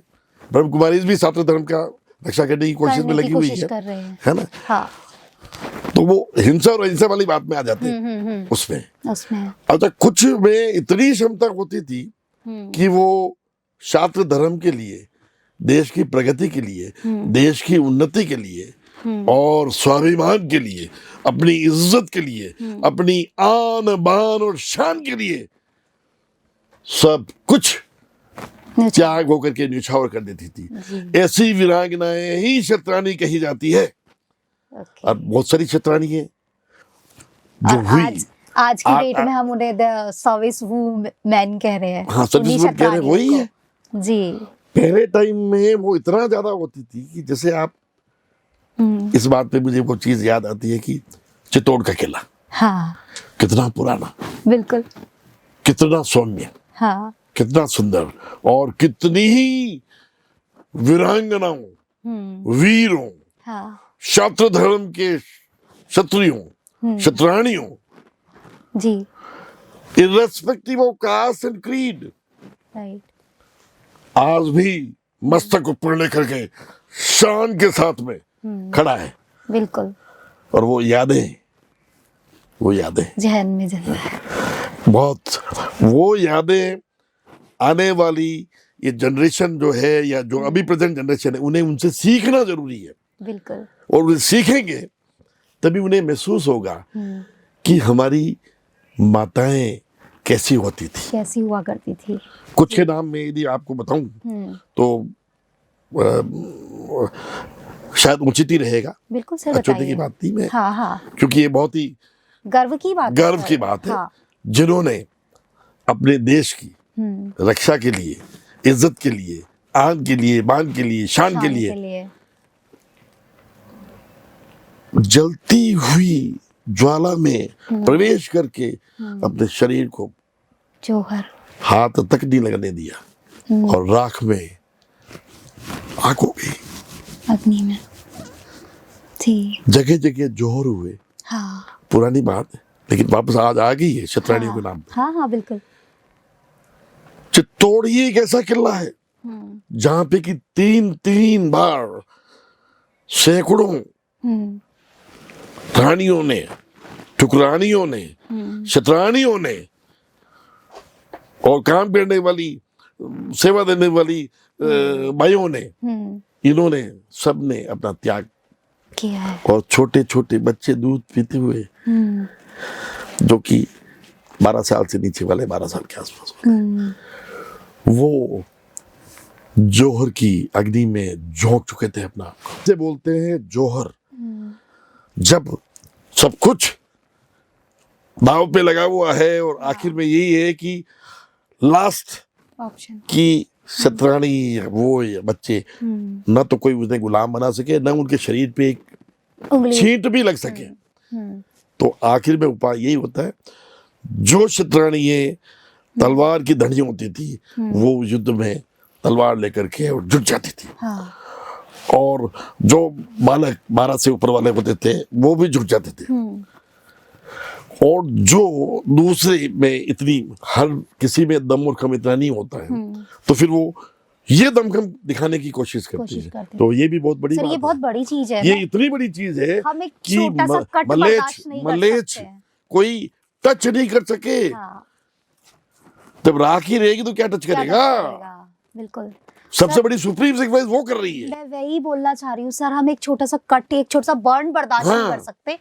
जिंदा अपने आप को आग के हवाले करना कैसे कितनी बड़ी बात है वो चीज। अब देखिए कि जब ये चीज, शाका और जौहर दोनों रिलेटेड है एक दूसरे से। शाका और जौहर, सर शाका और जौहर दोनों रिलेटेड हैं। अब मैं बताइए सर, शाका को थोड़ा एक्सप्लेन करेंगे। थोड़ा भावुक हो रहा हूँ। जी जी सर। बात ही ऐसी है सर। बात ही कुछ ऐसी है। हाँ। और मैं आपके इस इंटरव्यू में मतलब कि अपने आप को बहुत कंट्रोल कर रखे हो। करने की कोशिश कर रहा हूँ मैं। देखिए, बहुत ही ऐसा कहना पड़ रहा है कि ये समस्या और ये नौबत जो उन दिनों में आई, तो उस वक्त उस टाइम के जो देश के प्रतिहार थे, जो देश के भावी थे, जो देश के लिए सब कुछ करने वाले थे, उनके ऊपर कितनी खतरनाक विपदा आई होगी। हाँ, और कौन व्यक्ति जिंदा रह करके और अपनी ऐशो आराम नहीं करना चाहता हूँ। बिल्कुल सर। जो ऐशो आराम करने वाले थे तो एक तरफ रास्ते में पड़े, हाँ, और जिन्होंने अपनी आन बान शान का ध्यान रखा और देश का ध्यान रखा, देश प्रभु रखा, वो आज स्मृतियों में। आज उन्हें हमें याद करना बहुत जरूरी है। बिल्कुल सर। उन्हें हमें सल्यूट करना बहुत जरूरी है। उनके नाम पे हमें जगह जगह सही चीजें बना करके रखना जरूरी है, जो कि ये प्रेजेंट पॉपुलेशन है, जनरेशन है, भावी पीढ़ी है, हाँ। ये सीखे। और जो हमारे हिस्टोरियंस हैं, उन्हें इस तरह की चीजें लिखित में डाल करके हाँ, और बच्चों को बता करके जी, कि इस तरह की आपकी पुराने आपके मातोश्री पितोश्री और लोग रहे हैं, हाँ, पुरानी पीढ़ी ये थी। इस हिसाब से कुछ एग्जाम्पल है, मैं बताना चाहूंगा कि शाखाएं 3 हुई मेवाड़ के हिसाब से। अच्छा, 1303 पद्मनी, हाँ, मातोश्री पद्मनी जी, जी, उन्होंने लीड किया था रावल रतन सिंह के टाइम। हाँ, अलाउद्दीन खिलजी का जो हुआ था, बिल्कुल। 1296 के अंदर आपके जालौर वाला हुआ था, हम्म, आपके सवाई माधोपुर वाला जो वो हुआ था। बट 1303 में नंबर और संख्या बहुत ज्यादा थी चित्तौड़ के किले की, ओके, और उन्होंने इतना बड़ा उत्सव किया था। गोरा और बादल उसमें काम आए थे, दोनों, एक भतीजा एक काका था। अच्छा, हाँ, और ये और रावल रतन सिंह, उन्होंने ये किया था। और कैसे, बल्कि उन्होंने उत्सव की आखिरी चीज होती है। हाँ, उसके 6 साल बाद में महाराणा फिर आगे सिसोदिया की निकल के आए वहां, हमीर ने बहुत बड़ा काम किया। हमीर ने फिर वो वापस स्वराज्य को वापस बढ़ाया, वापस और वापस कब्जियत करके वो बैठे। खेता जी रहे, उन्होंने आगे बढ़ाए, और उसी तरह से बढ़ते हुए खेता के बाद में मन की, I think very very correctly, Maharana Lakha आए। महाराणा लाखा, लाखा का नाम पूरा था महाराणा लक्ष्यराज सिंह। ओके, महाराणा लाखा, जो कि चुंडा जी के हाँ, पिताश्री थे, ओके, और चुंडा जी उनके युवराज थे। अच्छा, ये 1382 की बात है तकरीबन, ओके, 1382। 1382 में जब चंद, जो कि चुंडा जी के नाम से फेमस हुए, हाँ, वो युवराज मेवाड़ के थे। हाँ, उस वक्त तकरीबन 1821 की उनकी उम्र रही होगी। तो उनके पिताश्री जो थे महाराणा लाखा थे। महाराणा लाखा भी उत्सर्ग में गए, गया में मेरों का दमन करते हुए युद्ध में काम आए। ओके, गया में वहां तक कि महाराणा मेवाड़ वहां तक पहुंच जाता था। पहुंच जाते थे। हाँ। और इधर बप्पा रावल, जो कि 6ठी और 7वीं पीढ़ी के बीच में थे, वो पहुंच गए आपके बिल्कुल एशिया के पॉइंट पे, जहाँ जो आप पर्शिया बोलते हो, ओके, वहां तक उनके राज थे। क्या, और उन्होंने जगह जगह संभालने की कोशिश की थी। तो उसको लंबी है हिस्ट्री काफी, बट हकीकत जो है वो महाराणा लाखा के जो युवराज जो थे वो चुंडा जी थे, और उस चुंडा जी से हाँ, चुंडावत क्लान ये, ऑफ मेवाड़ हाँ, गॉट प्रोड्यूस्ड। ओके, और इन्होंने अपने जज्बों के हिसाब से जगह जगह काम किया, हाँ, और मेवाड़ और मातृभूमि की रक्षा की। रक्षा की, और you will be surprise to know कि हरावल में आगे रहने के लिए भी होड़ होती थी, मरने के लिए भी होड़ होती हाँ, मैंने सुना है सर। नाउ द मरने के लिए होड़, ऐसी कौन सी मतलब की पीढ़ी रही होगी कि जो मरने की होड़ बैठ मरने जाए। की भी होड़ रखे। People might tell them कि they may be very out of their mind. No, हाँ, out of mind नहीं, ये तो जज्बा जज्बा है, है। ये तो जुनून है, ये तो जोश है। वो तो इसी 1382 के जो युवराज जो थे, उनमें इतना जज्बा था। आज तो भाई भाई लड़ रहे हैं, आज तो भाई भाई लड़ रहे हैं, सब बहुत उन्होंने बड़ी बात है। अपने पिता के एक शब्द के पीछे अपनी इतनी बड़ी पोजीशन सेक्रीफाइस कर दी। उनका जो 9वीं या 8th 9th नंबर का जो भाई था जो फैदाबाद में हुआ, हाँ, उसको पूरी की पूरा मेवाड़ मतलब पार्ट सब सब दे दिया। और ऊपर से ये कहा कि आने वाले समय में मेरी जितनी भी पीढ़ियां होगी वो सब यही चीज मानेगी। हाँ, तो कुछ समय पहले आपने देखा कि सलूमर बाबूजी ने लेकर के और तिलक करके महाराणा प्रताप मेवाड़ को बैठाया, हाँ, तो वो परिपाटी अभी भी चली आ रही है। ओके, लेकिन दुख इस बात का होता है कि किसी किसी में आजकल मद, पैसे का मद बहुत ज्यादा ज्यादा हो गया है। वो एक बहुत ही दुख की बात है। लेकिन चुनाव ने तो जीवन पर्यंत जीवन चुंडावत और चंद बंगाल में चंद बोलते हैं। चंद बंगाल बोलते हैं। चंद की किताबें 250-300 साल पहले से निकली हुई है हाँ, कि इतना बड़ा मतलब कि वीर पुरुष जो कि मोस्ट आज्ञाकारी son of the father right, is known as Bhishma पिता में 2 ऑफ मेवाड़, मेवाड़, मीन भीष्म पिता में फर्स्ट ऑफ मेवाड़ है ओके, उस हिसाब से कि जिन्होंने इतना कुछ त्याग दिया।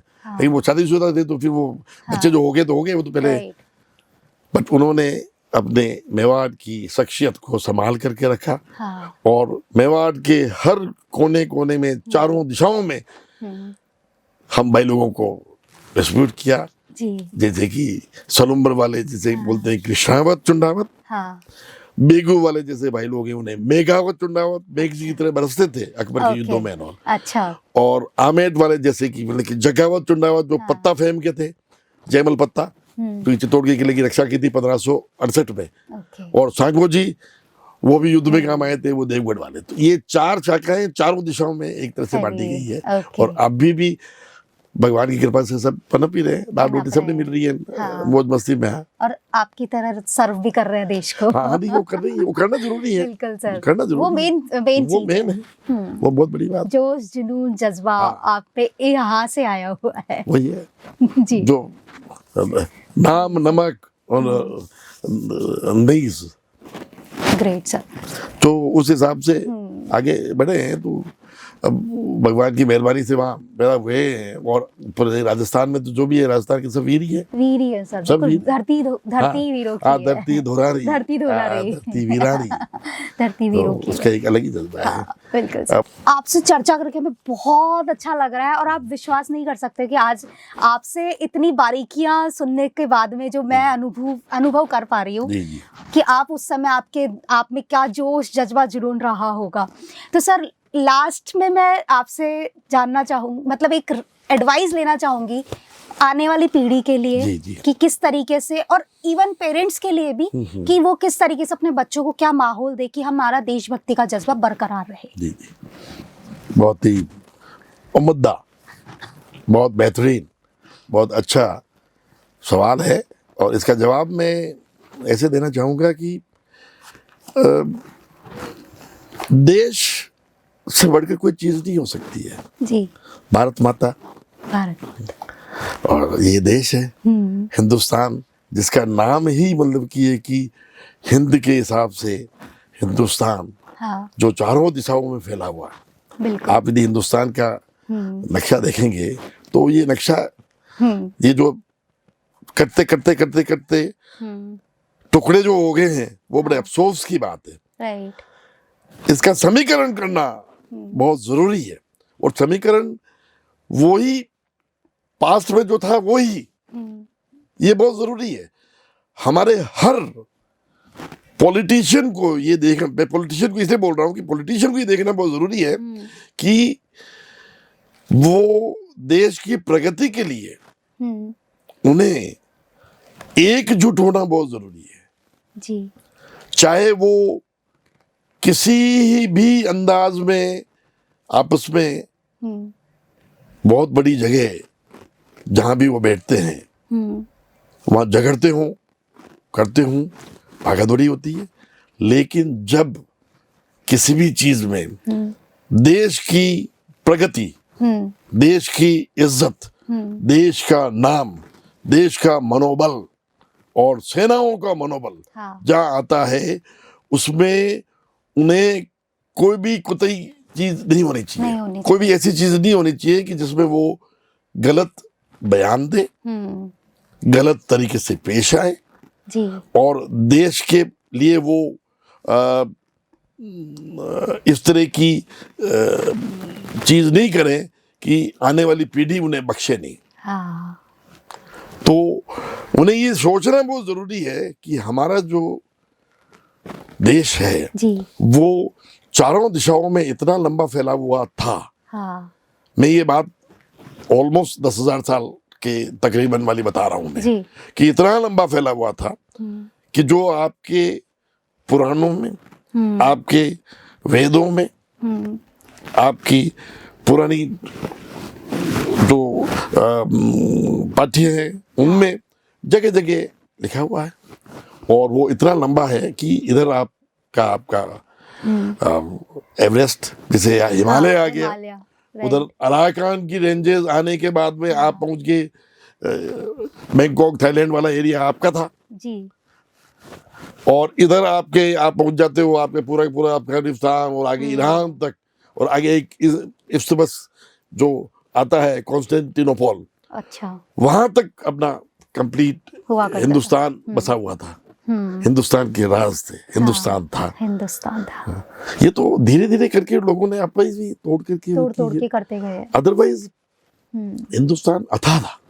राइट। ये नहीं कि मैं नहीं कहता कि अमेरिका बनकर के भी बना। अमेरिका तो जुम्मे 350-400 साल पुरानी चीज है जी। हम तो 1776 सदियों से चले आ रहा है। अब तो बहुत ही पुराने सदियों से चले आ जो रहे हैं। कि हमारे जो ऋषि मुनि और जिनमें उतना जोश, जान, जुनून और सोचने की क्षमता होती थी वो कहाँ है। राइट। और हमारी मतलब कि शतरानियों में कितना बड़ा बल होता था। वो आशीर्वाद देते थे। You know that feeling which is there, आशीर्वाद ही फलीभूत होता है। वो बहुत बड़ी चीज है। अब उस आशीर्वाद को आप मतलब कि जिस तरह से मैं ये कहूँगा कि व्यक्ति लोग अपने देश के प्रति जो भावना रखनी चाहिए बहुत कम लोगों में आती है। उन्हें ये सोचना जरूरी है कि हम देश के प्रति क्या कर सकते हैं। ये नहीं कि देश हमारे लिए क्या कर रहा है, देश हमारे लिए क्या करना है, इससे पहले देश के लिए हम क्या कर सकते हैं, ये ज्यादा इम्पोर्टेंट, ये बहुत इम्पोर्टेंट है। और राष्ट्रीय रक्षा अकादमी का ये जो हमारा इंसिग्निया है, सेवा परमो धर्म, बिल्कुल। तो सब चीज धर्म के हिसाब से चलती है। अशोक द ग्रेट धर्म के हिसाब से, धर्म का तो चक्र है वो धर्म के हिसाब से। तो धर्म है और धर्म इतने सालों से है तो उसे आप नकारात्मक नहीं कर सकते। और जो मेन है जो है जो ये है, और उसके साथ में भी आप इतने समझदार हिंदुस्तानी हैं। ज्यादा तो मैं समझदार ही कहूंगा। और वो इसलिए कहूंगा समझदार की मैं सबको, हम ऊपर वाला भी एक नहीं मौका नहीं 100 मौका देता है। शिशुपाल को भी भगवान कृष्ण 100 मौके दिए थे, है ना। तो ये समझो कि 99 मौका तो हम हिंदुस्तानी भाई लोगों के लिए दिए हुए कि वो जज्बा देश के प्रति उन्हें रखना है जी। जिस जगह, जिस भूमि, जिस धरती पे आप खाना खाते हो उसके नीचे छेद नहीं कर सकते। जहाँ खा रहे हो वहीं आप छेद कर रहे हो जी, नकारात्मक चीज कर रहे हो। ट्रू। तो उसे कभी भी हम उसे कभी भी नहीं बख्शेंगे जी। और न आने वाली पीढ़ियों को भी बख्शना चाहिए। देश के प्रति जहाँ देश का सवाल आ जाता है वहां पे there is no compromise at all of any level. Right. और हमारी जो पुरानी जो क्षेत्राणियां जो थी, जो वीर नारियां उस समय की, उन्होंने कितना बड़ा उत्सर्ग किया है जी। अभी भी देश में मतलब कि कोई नेता भी बन के आ रही है तो हमें उन्हें सैल्यूट करना चाहिए। सर सैल्यूट से मैं आपको एक बार रोकना चाहूंगी। Why this salute for navy like ऐसा और ये तो इसका जो सबके अलग अलग है। देखिए क्या है कि ये आपने अच्छा है कि माहौल को बड़ा लाइट सा बना दी, क्योंकि मैं थोड़ा जोश और जुनून में आ जाता हूँ। बिल्कुल सर, वो आपके अंदर सर क्या होता है, जो हमारे मन में होता है वही बाहर होता है। जी। और वो जोश जुनून आपके अंदर है तो वही बाहर दिखाई दे रहा है। ऑब्वियस वाली बात है।